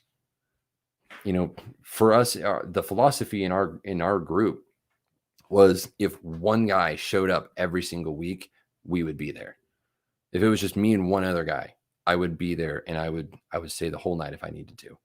If someone was in crisis, I would be there for that one guy. That's the kind of mentality that the church, I'm talking to the church specifically, needs to have. Is that if one person came and they were beat up, broken because they've been prostituting, to use Portland references, on 82nd, they came in needing healing, and everyone knew that they were a prostitute. Everyone better be loving that person, because if any of them rejected them, they are hypocrites. We are called to love the broken, and it starts by acknowledging that we are broken, and then we empathize because we realize that we're not better than anybody else. The only thing is that we have a hope for healing and restoration. That's it. Let's see.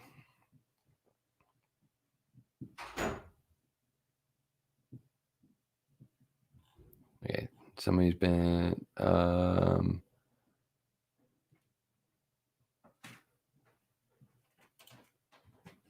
yeah, and that's not That's not uncommon. Um, I think in many cases, it's actually more common to not remember than it is to remember. I mean, my wife, she can remember back to the time when she was 2. She didn't she didn't have that kind of trauma. I know a friend who he was abused and he could remember, and he was 2. He can remember back when he was 1. So, but it's just trauma affects everybody differently. That's the thing, is that it's not a one size fits all. Okay, I'm getting caught back up.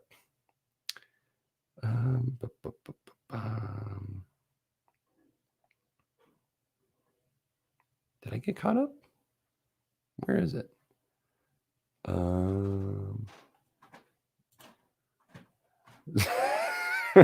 All of the feels. Yeah. Yeah. If it's not the emotionally written angst, it's like just it's sharing my own with people. Um, but I'm glad I am, even as a moral church. Yeah, absolutely. I mean, and the thing is that with it is a moral issue. The church as a whole, if they're so blinded by that, it's only that, and they don't acknowledge that the science behind it actually shows it's a very physical problem. It is a physical rewiring of the brain. New neurons fire, new neural pathways are created, and that builds in and reinforces the trauma that has happened, because you don't process the trauma, you cope with the trauma. So that's why you see people who are alcoholics and drug addicts and sex addicts and porn addicts. The reason why those other groups don't find a deep sense of healing is because they don't usually address the actual problem. They're addressing the symptoms. The root issue is this pain, this deep down hurt.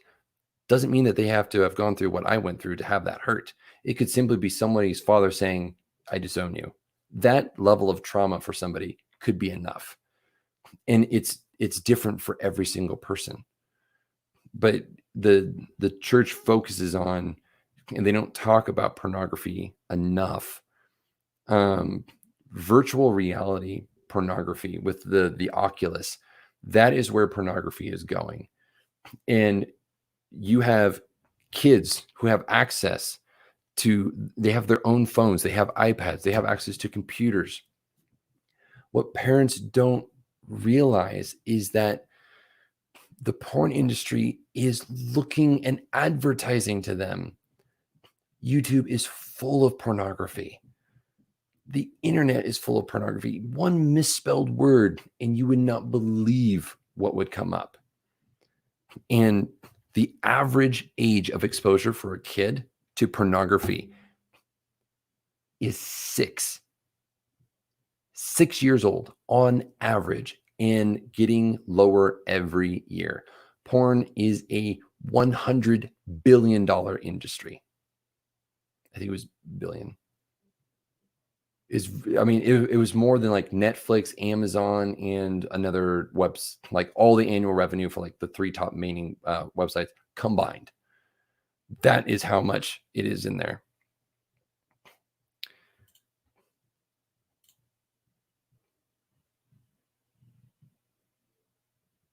Yeah, and see, that wasn't right for them, Dal. It wasn't. Because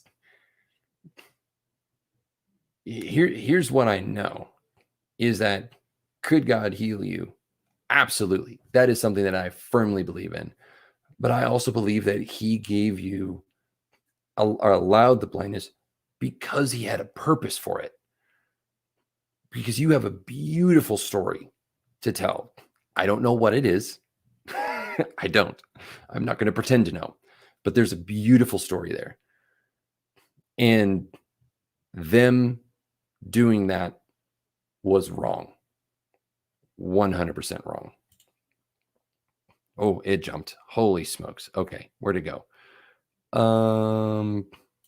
Okay.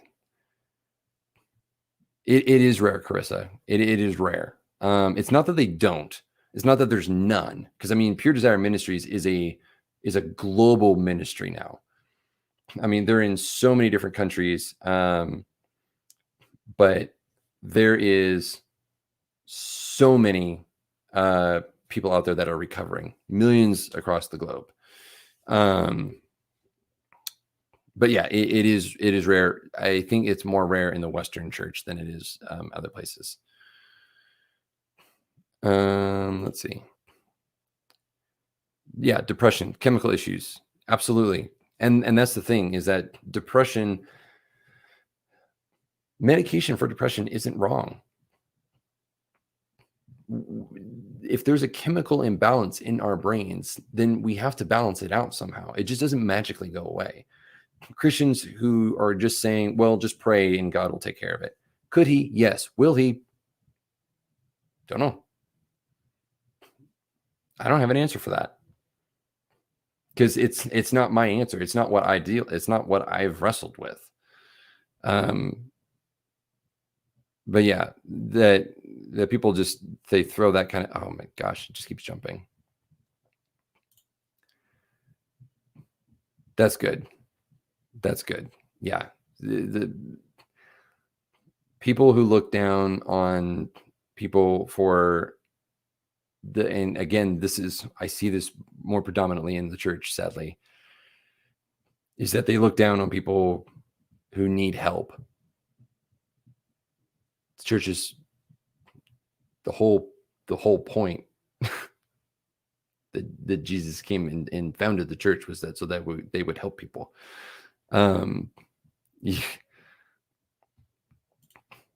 Yeah. And like sometimes you need medication, and there's nothing wrong with that at all. Yeah. Social media has exacerbated the issue. TikTok, Snapchat, huge for porn and growing, unfortunately. Yeah. Oof.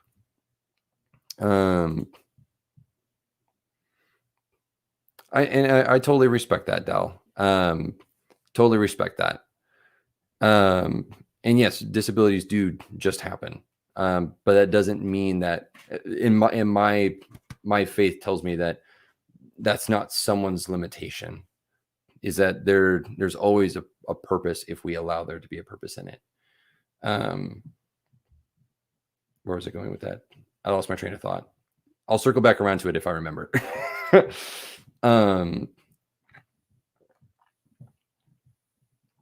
The other thing that is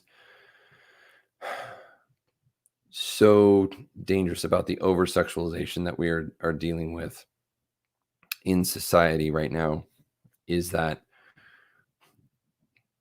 kids younger and younger are having sex, and it is before they are ready. Our brains are not meant for that at such an early age. And the ones that have been exposed to pornography sooner are the ones that are more likely to act out in that way, because they see it as normal when it's not. Yeah, not perfect people. I mean, literally, Peter was a hothead. Judas betrayed him. Matthew was a tax collector, like the most despised person in Jewish culture at the time. I mean, literally, they were all illiterate. There wasn't a single literate person among them. They were fishermen. Goes back to you said about it. Yeah, no umbrella answers. Seeing God supernaturally heal people. I've also taken medication for depression. He's not in a box. There's not a formula. Absolutely. Not a formula at all. And that's why, like, the answer that he's given to me for why he lets bad things happen, it was specifically in my life. It wasn't an umbrella of like, here's all of the knowledge about why, because if I knew why, then he wouldn't be God, because I would know. It is here's what is important. Here's why it matters for you. And that's really all that I needed. the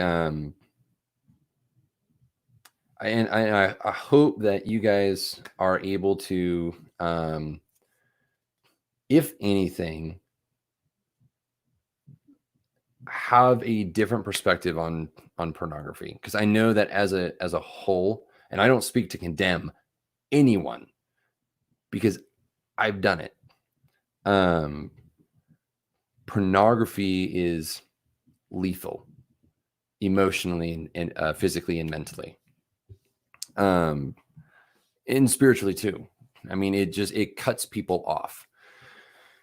It's destroyed families, it's destroyed churches. I mean, I've watched it happen again and again and again, and it is only getting more frequent.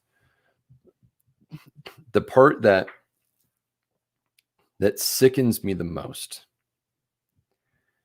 is the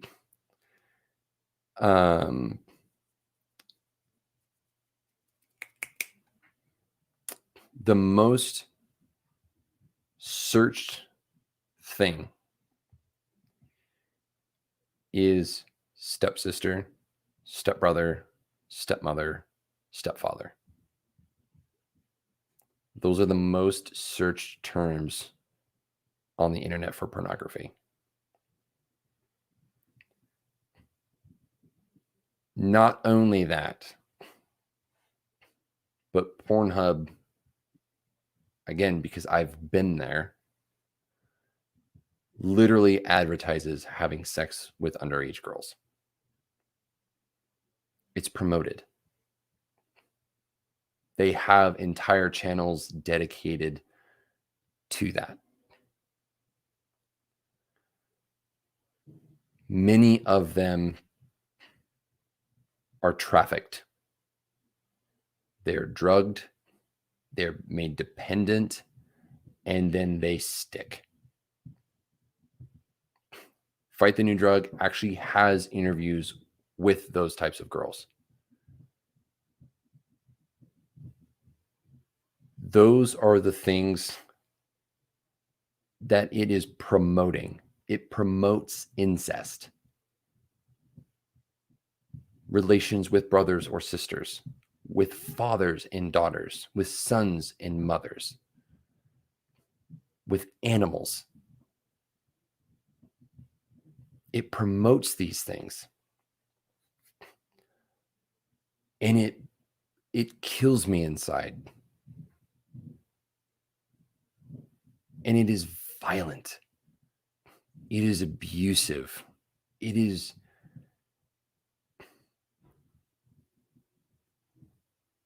everything that demeans a human being. It says that you are not valuable. It says you are worthless. You are only good as a piece of meat. That is what pornography promotes. That is what it's teaching kids. Kids as young as 6 who are being exposed to this. Christians too. I mean, it'll happen in Christian families too. It is a broad blanket across the board. Pornography as a whole is damaging and slowly killing society because it takes from you and it gives nothing back. It's maybe a moment of pleasure, a quick hit of dopamine, and then it's done. And then you're left with guilt at first and then shame. I did bad versus I am bad. And then your identity becomes I am bad. And what does it say? What can you do if you believe and you've internalized that I am bad? What hope is there? It has stripped it from you, ripped it out. It has ripped hope from you. And that is what pornography is doing to people every single day. Every single day. There are new porn videos up every single minute. and it's only increasing. The amount of viewers every year, year over year, has increased. And it is breaking people apart. And it just, it's why I'm passionate. It's why I got a shirt like for every day. And it's Porn Kills Love. This is from Fight the New Drug. And I appreciate their work so much. I can't read some of the interviews and blogs because it is very triggering. But just the fact that girls ages 18 to 25, on average, there are 20% more. So if you compared guys 18 to 25 and girls of the same age range, they watch 20% more porn. There are 20% more girls watching pornography. And it's steadily growing. And what are they seeing? They're watching men abuse women, viciously abuse them. And then that is their expectation of what a relationship looks like. That's what they think love is. It's not. It's not that at all. The chat keeps there's a delay, and then it just all of a sudden it just pops up.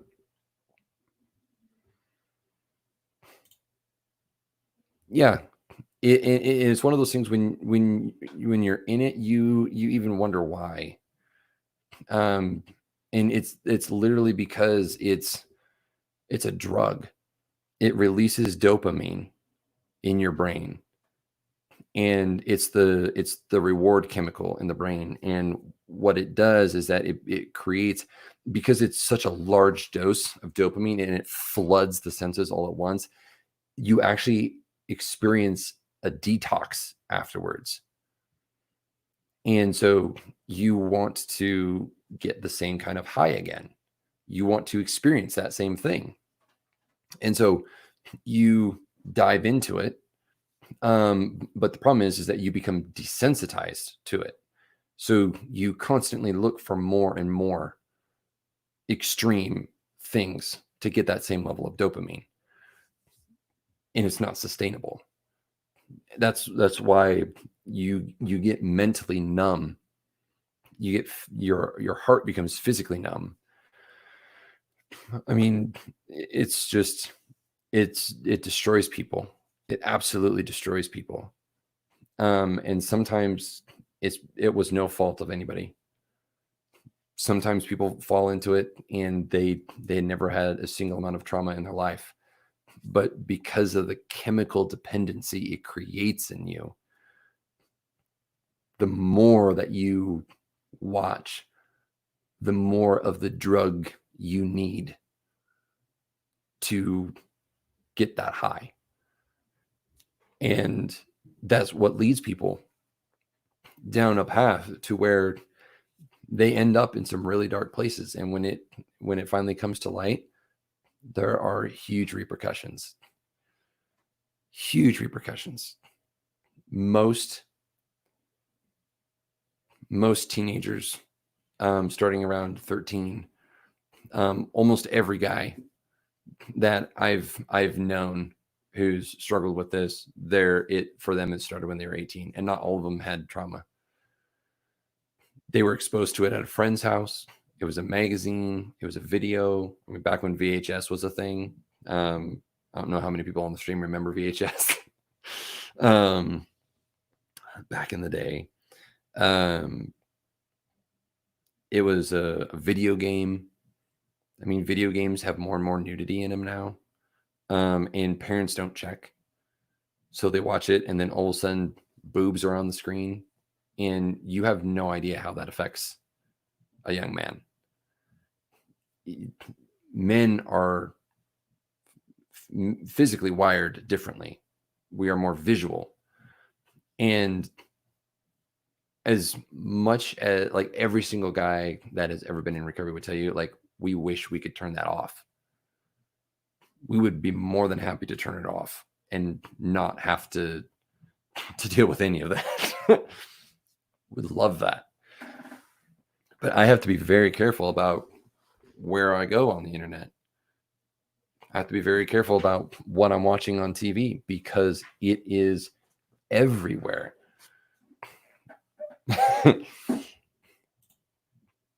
Trust me, they have ways. It isn't just visuals. As a very broad umbrella term, the visual aspect of it is what trips guys up. For other guys, it's the kinesthetic. For other guys, it's the auditory. I mean, it's going to fall into one of those three categories typically. And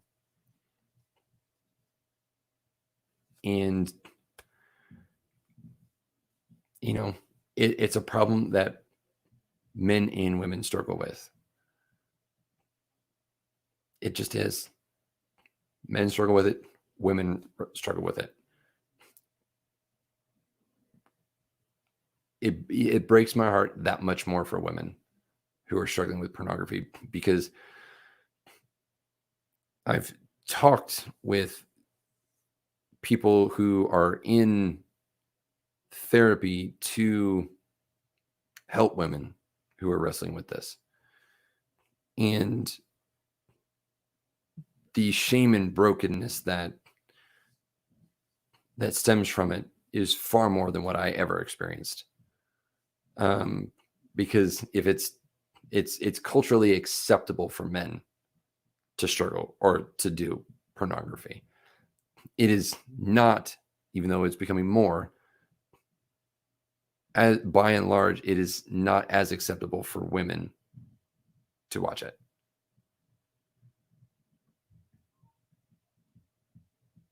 And it's going to get worse if we don't fight back and value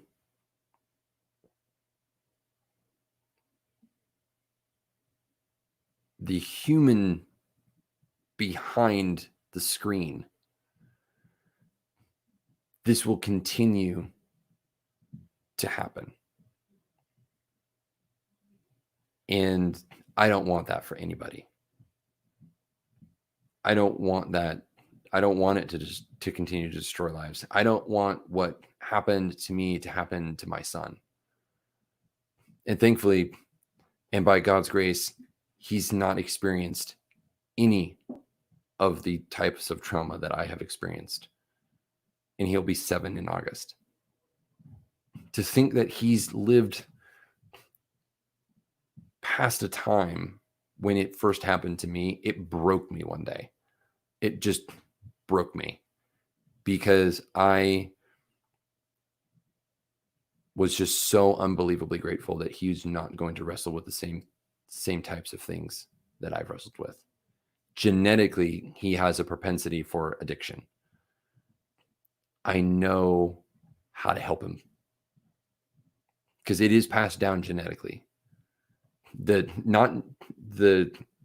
propensity for addictive behavior, not for any addiction in particular. Just want to make that clear. But the propensity for addictive behavior. And this is something that I hadn't realized until my wife and I, we were in counseling, that both sides of my family tree, going back 3 generations, had sexual abuse. I am the first and the last in a chain. So I am the last link in a broken chain of sexual abuse and trauma. And I am the first link in a new chain that will continue on through my kids. I have broken the family. I've broken that link because I made the choice that my family was worth fighting for. My family was worth it to fight back and to live a life that will help them not have to struggle the way that I have struggled. They will still have their struggles. They will still have their pains. They will still have their own sets of issues. But they won't have this. And I'm incredibly grateful to God for that. Yeah, exactly, Dal. It doesn't discriminate. It doesn't discriminate at all. Not even a bit.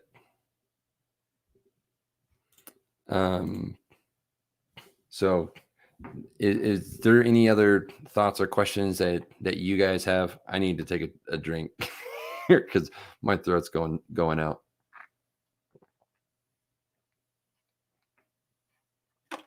Yes, absolutely. You need to talk to your kids. For those who have kids, you have to talk to your kids. You have to talk to them about it. You have to tell them what's going on, what they're going to be up against. And before you do, educate yourself on it beforehand. I highly recommend Pure Desire by Ted Roberts. He's a well, I guess I don't think he's not pastoring anymore. But he was a pastor out in Gresham, East Hill Church. He founded Pure Desire Ministries. Even if God's not your thing, I would highly recommend getting Pure Desire or Pure Desire, but also the Conquer series. Because the Conquer series, while it does weave in a lot of the faith-based stuff, it also has a ton of science backing it up. And if you look at the science in there and look at the science on Fight the New Drug, exact same. It still lines up. But it goes through the addictive cycle, the addictive patterns. Do some reading on Fight the New Drug. Educate yourself on what pornography is, what it does specifically to the brain. You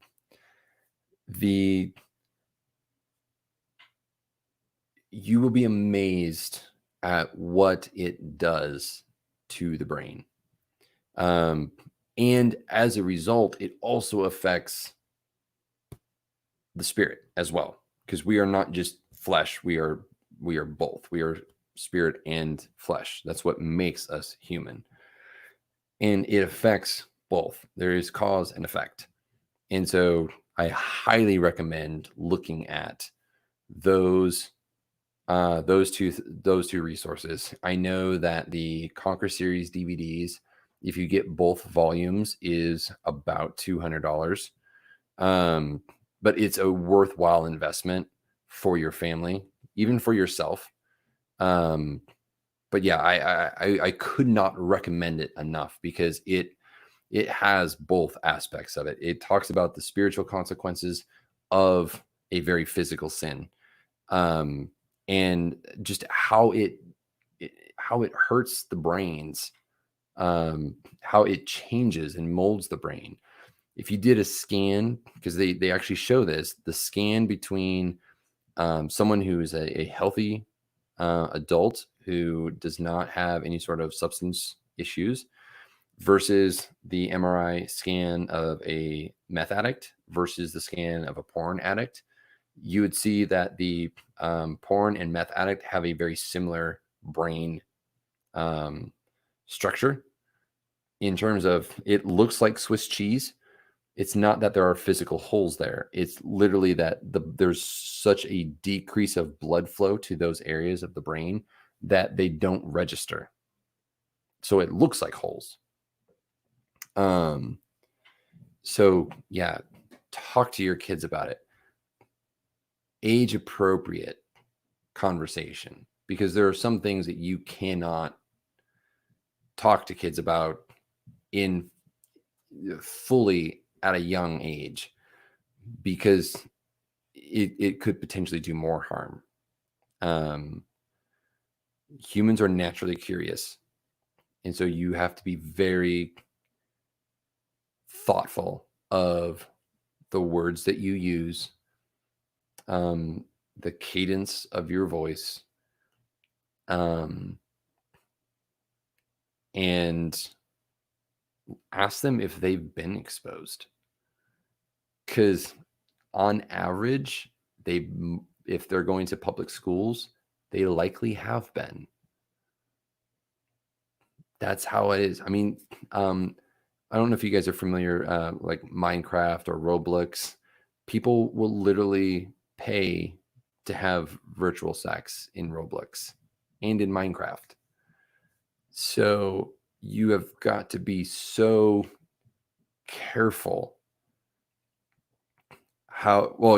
Private school. I mean, it's not just even Christian schools. It's prevalent wherever. Most of the studies that Fight the New Drug has was based on mostly in like the public school system. But yeah, absolutely, it's going to pop up in private schools. It pops up in Christian schools. There was one where they went to a college, Christian college campus, trying to find somebody who hadn't done pornography, and they couldn't. Like you said, it doesn't discriminate. And it's just that prevalent. And if you can minimize that exposure, the one thing that you absolutely have to do, you have to establish right off the bat, if your child has been exposed to pornography, you have got to let them know that they are not bad. You've got to let them know that what happened to them was not okay, but that it does not make them bad. Because that is the first thing that a kid is going to internalize. Because there is a wrongness about it. They know there's something in them that tells them that this isn't good. It pushes back against that. And because of that, they internalize that I saw this, therefore I am bad because this is bad. I don't know why, but it is. You've got to establish that that it was not their fault and that they are not bad. And that you're going to talk to them about it. You want to hear what they have to say. You've got to remain calm. You've got to be thinking level-headedly. This is why you have to prepare for the conversation, because you need to prepare for the reality that your child may have been exposed to pornography. Because if you don't do that, if you don't prepare yourself and it comes as a shock and they see you shocked, do you know what that tells them? They're bad. Because mommy and daddy are shocked that I did this or that I saw this thing. You have got to stay calm, cool, and collected. You have got to make sure that they are your priority. Even if you're like, my kid will never have been exposed to that. And I've heard other Christian parents say this, well, my kid would never watch pornography. That's probably true, but that doesn't mean that they weren't exposed to it. There's a difference. Watching and being exposed to two very different things. And so you have got to prepare yourself mentally for that reality and let them know that if that's the case, if they were exposed or if they had watched pornography, that you still love them, that they are not bad. And then you have a conversation with them about here's why it's not good for you. Here's why it's bad. It's not that you are bad. It is not good for you. And you have a very age appropriate conversation about it to what they can understand. But I cannot repeat it enough. They have to know that you love them and that you're still there, and that you don't think that they're bad. It's so important.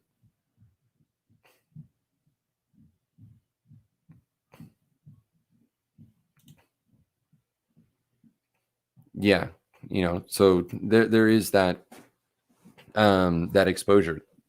They may be you may be in the vicinity, but it's not, you weren't watching it. Or even if you just all you did was hear it, that's still an exposure to it.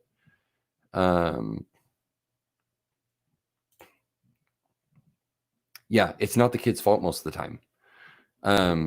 You have to talk it, not like they're adults, but yeah, kind of like what you're saying, Dal, is as equals. Like, we're going to have a conversation about it. It's not going to be me telling you or condemning you about it. It is, yeah, and that's so good. See, I didn't have necessarily age appropriate conversations within the family. I was exposed to sexualized talk from a very early age, and it wasn't malicious. It was just part of the family lifestyle, and I didn't know that it wasn't a healthy thing until I got much older. But even talk, sexualized talk is a type of exposure to them, because it's exposing them to terminology or things that they shouldn't really know about. This is why I firmly believe that it, within reason, because I know that this is not always going to happen, that it should fall on the parent to be responsible to have this conversation with their child. Again, it's not always going to be the case. It's better if it could. But some of the things that are talked about in schools, and I'm talking about all schools in general, are exposing them to processes that or terminology, and their excuse is, well, they need to know. You could also just not let them have sex at school. that's a thing. that's me. But yeah, having those age appropriate conversations is so important.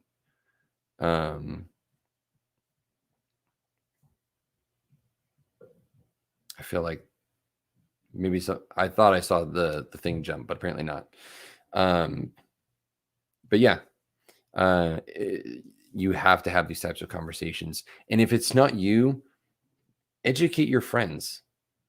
If you don't have kids, educate yourself on the dangers of pornography, and if they're willing to listen, the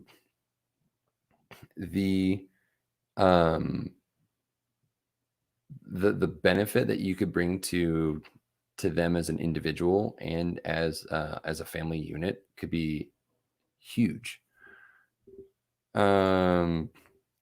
Emotional pornography. Are you talking about romance novels? Because I know that's one type. Romance is, and not all romance, mind you, but it is typically emotional pornography for women. It's geared towards women. It's geared for women to fantasize about. Outlander, I would throw into that category. George Martin's books are pornography with a plot. That's about it. I know the books are not like the HBO series, but I have read parts of it, and it is, I mean, it's incest in the first chapter, so there's a lot of it. But is there is oh shit. Oh, it was Dell. Okay. Yeah, and like most of the romance that like I still write romance into my books. Because I enjoy it. I love watching the characters interact with each other. It's not like the instant romance. It's not like the hot and heavy because I don't think you can convey something without sex. Um, as much as the saying goes, sex sells. That's not what I want my writing to be known for. Um, I still have romance, but it's not going to have sex. And if that dings my potential sales numbers, then so be it. But I won't do that. Um, yeah, I watched this was before I got into recovery. I watched the full first season of Game of Thrones, and there it was just excessive.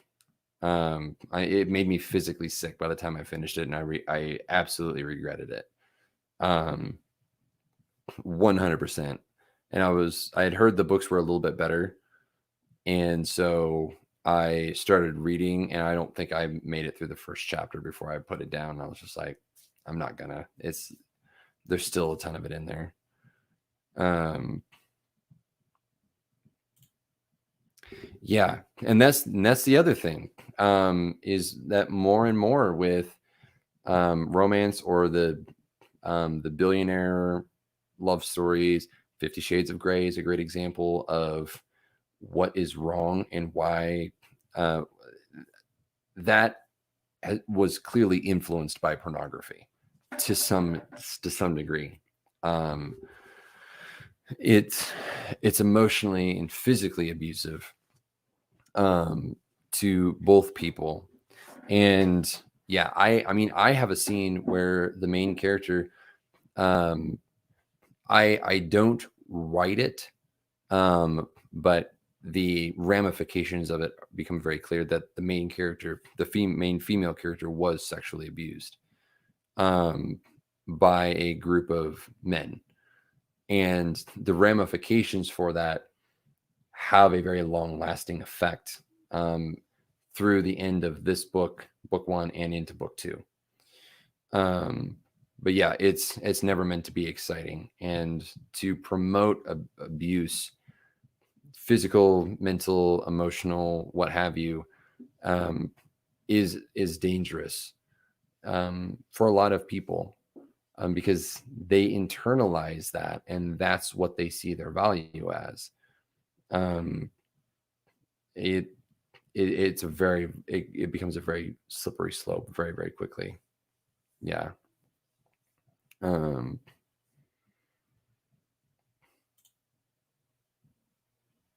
yeah. I figured that's what you meant.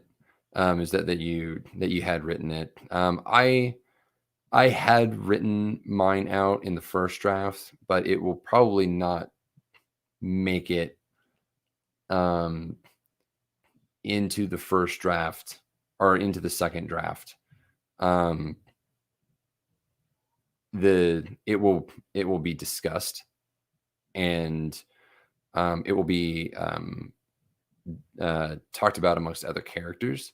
But I won't show it just because I know that when I stumble across those scenes in books, it's a very emotionally triggering for me. Um, and so I try to have that same level of thought process. And I won't read things with that kind of abuse in it. Um, if it's explicit, if it like is written out, I typically will not accept those types of edits for the reasons that I talked about earlier in the stream. Because to me that falls under um, graphic sexual content. Whether it's promoting it or not, it's emotionally triggering, and so I tend to steer clear of those, which is why it was so unsettling when I was unintentionally tricked into editing a book that's what it turned out to be, was promoting emotional and sexual abuse. It was just not good. um yeah, those I could get on a soapbox about that. Yeah. And for me, because mine is Christian fantasy, I'm writing it to showcase the fact that there are hard things that we don't like talking about. And I'm not going to shy away from that. My characters are very broken and imperfect. And because of those things, it makes the redemptions that much more powerful because I'm writing from experience. But yeah, I show it to show the ramifications of what abuse can do to a person, because it is far-reaching and incredibly damaging. Should I add a warning specifically to those chapters, those scenes, those pages? Where do we put a warning? That's a really good question, and honestly, there's a lot of debate about that. Sometimes there people will say that you don't need a warning at all. The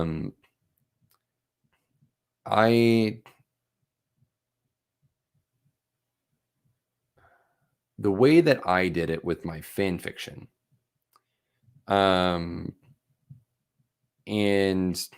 so with Into Depravity, it is the deeper, darker, sadder, more depressing backstory for Gollum. So if you thought his story was sad, you have not read my story. I mean, it dives into some incredibly emotionally traumatizing stuff. And I put a warning on it at the very beginning of it. I also rated it mature on Wattpad, so it can't be easily found unless you come to my page specifically. It won't show up in searches unless you're searching for explicit content, which again, there is a ton everywhere. But I put a warning, and just like on today's stream, I made it abundantly clear that we were going to be diving into some fairly heavy topics, and some very sensitive ones, and potentially very triggering ones as well, because I know that I want to be sensitive to those things, and so I think that you wanting to put those in there is appropriate. I don't necessarily know where in a book formatting. Like, I would imagine that in the preface or author's note or whatever at the beginning of the book, you could probably put a warning about it. Most people that I know don't read those. So having a brief warning on the chapter itself, I would think, is a good idea. If there is a more formalized way of formatting something like that, I don't know of it. I would probably just slap it on the chapter and say, there is warning. It kind of contains these themes. You can skip over it and still know what happened because it's still going to be shown in terms of like the ramifications of it. But yeah, for them, it would be a matter of, if you have it in the chapter, you can say, this is what's in this. You can skip to the next chapter and still understand what's going on. That's probably what I would do if it were me.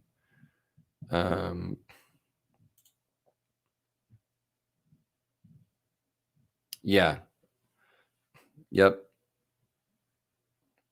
Yeah. And see, I'm writing YA. And so I have to be especially careful with my themes, because sexual abuse to a female character is not something that I take lightly. And I do hint to abuse in other places. But in YA, I am having to be very careful about what I do, because I know that my target demographic likely has experienced those same types of things. And so I want to be very considerate of them in that time. Yeah, I've never seen I haven't seen one in a published work. You can sometimes figure out the scenes. So again, like if you're going a traditional publishing route, you can always ask them, like, what do I do here for this? If you stick to it, if you stick to your guns and say, I want a warning here, um, then they may come back with you and say, well, why are you writing it at all? We don't want to put a trigger warning on here. Just don't write it. That could be very well what they come back with. And so at that point, it'll be up to you to decide. I have explained in some closed groups what the scene entails in my book, and they said that it would probably be best to leave it out. And I also don't want to have to write that scene again, and so I probably won't. I'll probably have it catch back up, and I really start digging into the brokenness that stems from that.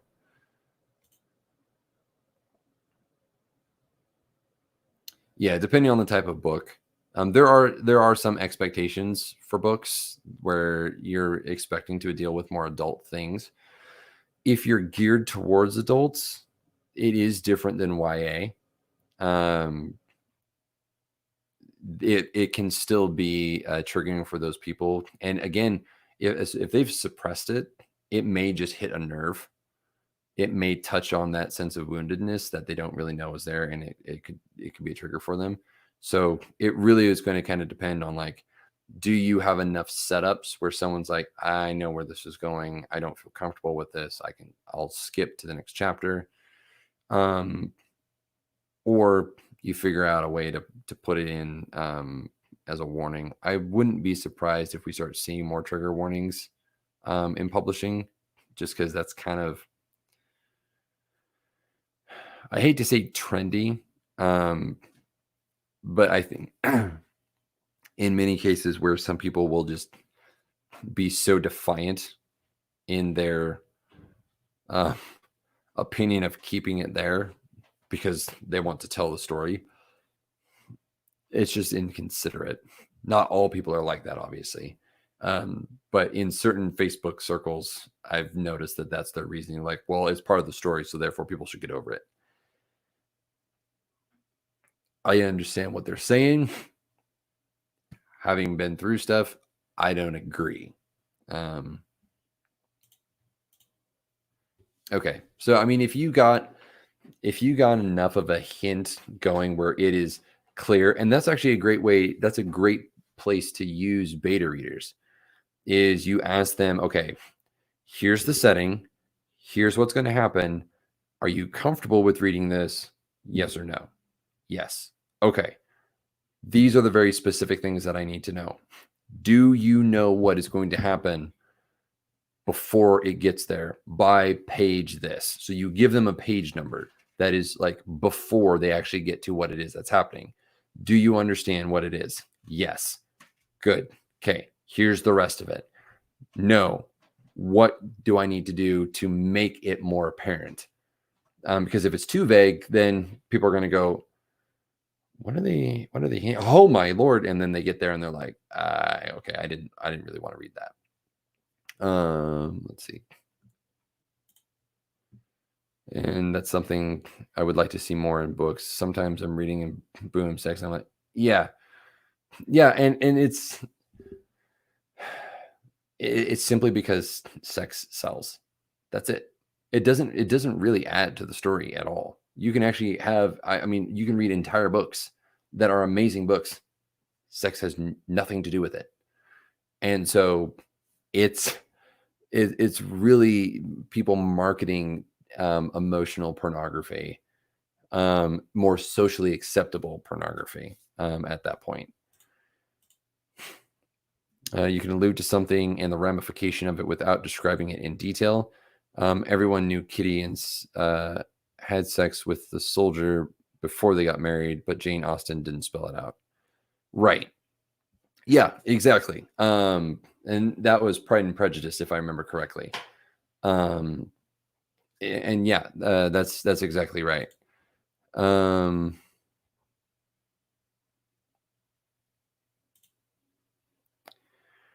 Something to put in a preface type page, a warning page. I wonder if publishing will go that way. I think you could get away with doing that on a preface or an author's note. The problem is that not a lot of people read those. In my experience, most of the people I know don't start off reading the author's note, usually because it's always the same. Uh, it just kind of says the same thing. Like, I wrote this book. Well, I gathered that your picture was on it. So, you know, um, so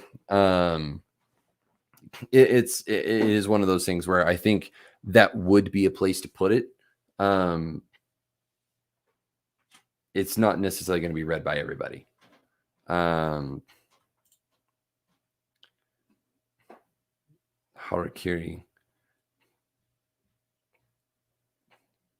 What is that, Dal? Because that sounds really familiar, but I cannot for the life of me put my finger on what it is.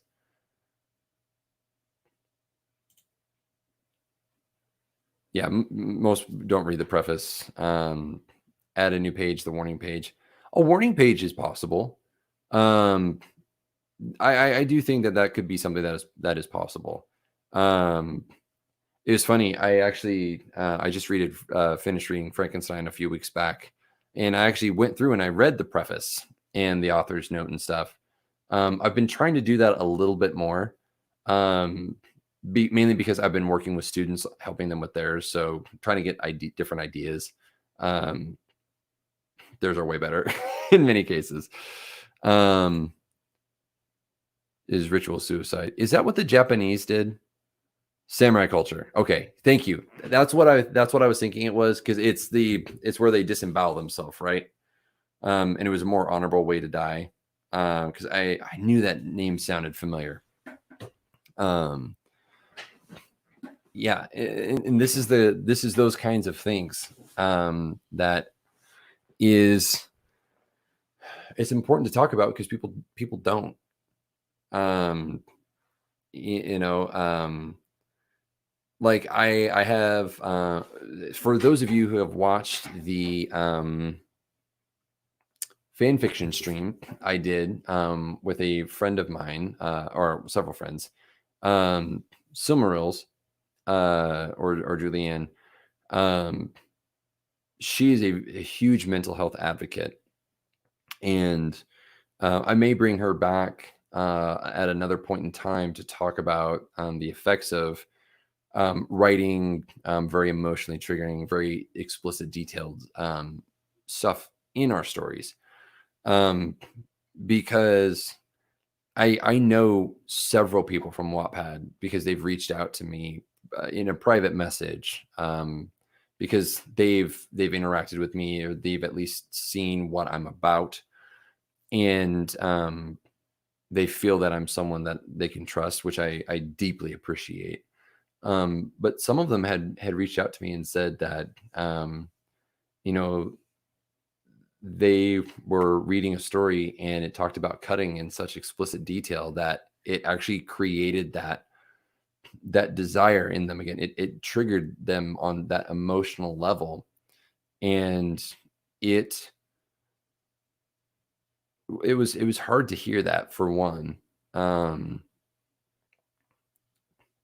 because there's just so much pain behind it. And so with those types of things, I have learned to be more conscious of it in my own writing. Like, when I'm talking about that kind of stuff, like, to be very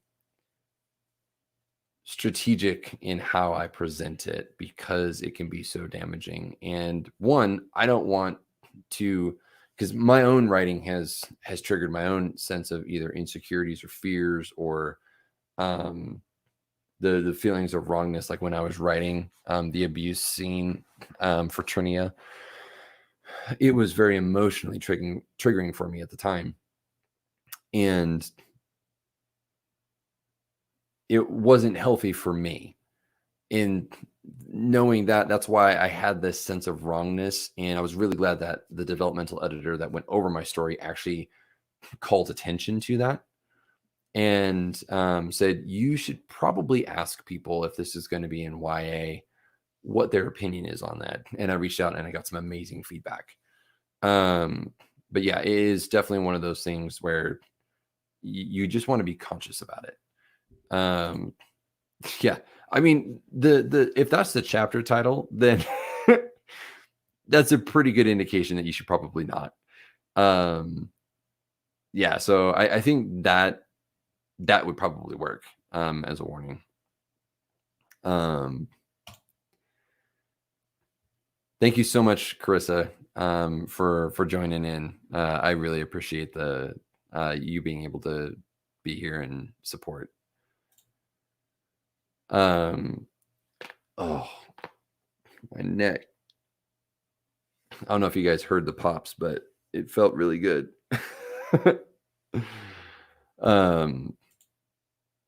Yeah, I would definitely just like as a just a overarching thing, since we were talking about it, when we're writing, just be aware, be sensitive, be considerate of your fellow people who may be going through hard things.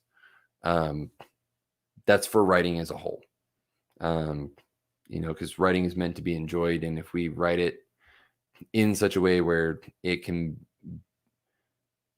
purposefully trying to elicit those kinds of emotions out of somebody, that's different than someone stumbling across it and then being triggered. If you're purposely trying to do that, that's not good. All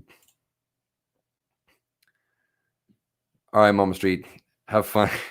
Have fun with the kids melting down. I'll talk to you later.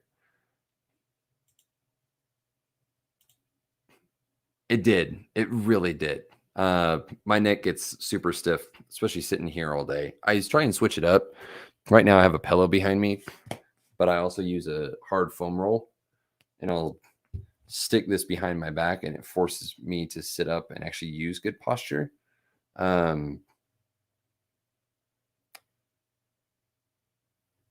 It does help a little bit, which is nice. But yeah, it very much laying on it feels really good on my back after a while, especially sitting here for like 10 hours. Usually it's about 10 hours a day that I'm sitting in front of the computer, roughly. So I'm here for a while. Well, I think that I'm going to call it a wrap. I appreciate all of you guys who have been here and stuck with the stream for where was it? I just saw 3 hours, almost 3.5 hours of me spilling the beans, getting on the verge of ugly crying a couple of times. Other people were ugly crying, but and then just talking with me about some of my passions and getting to know a little bit more about who I am, what it is that and what it is that I'm about. Absolutely, Dal. I'm so glad that I did.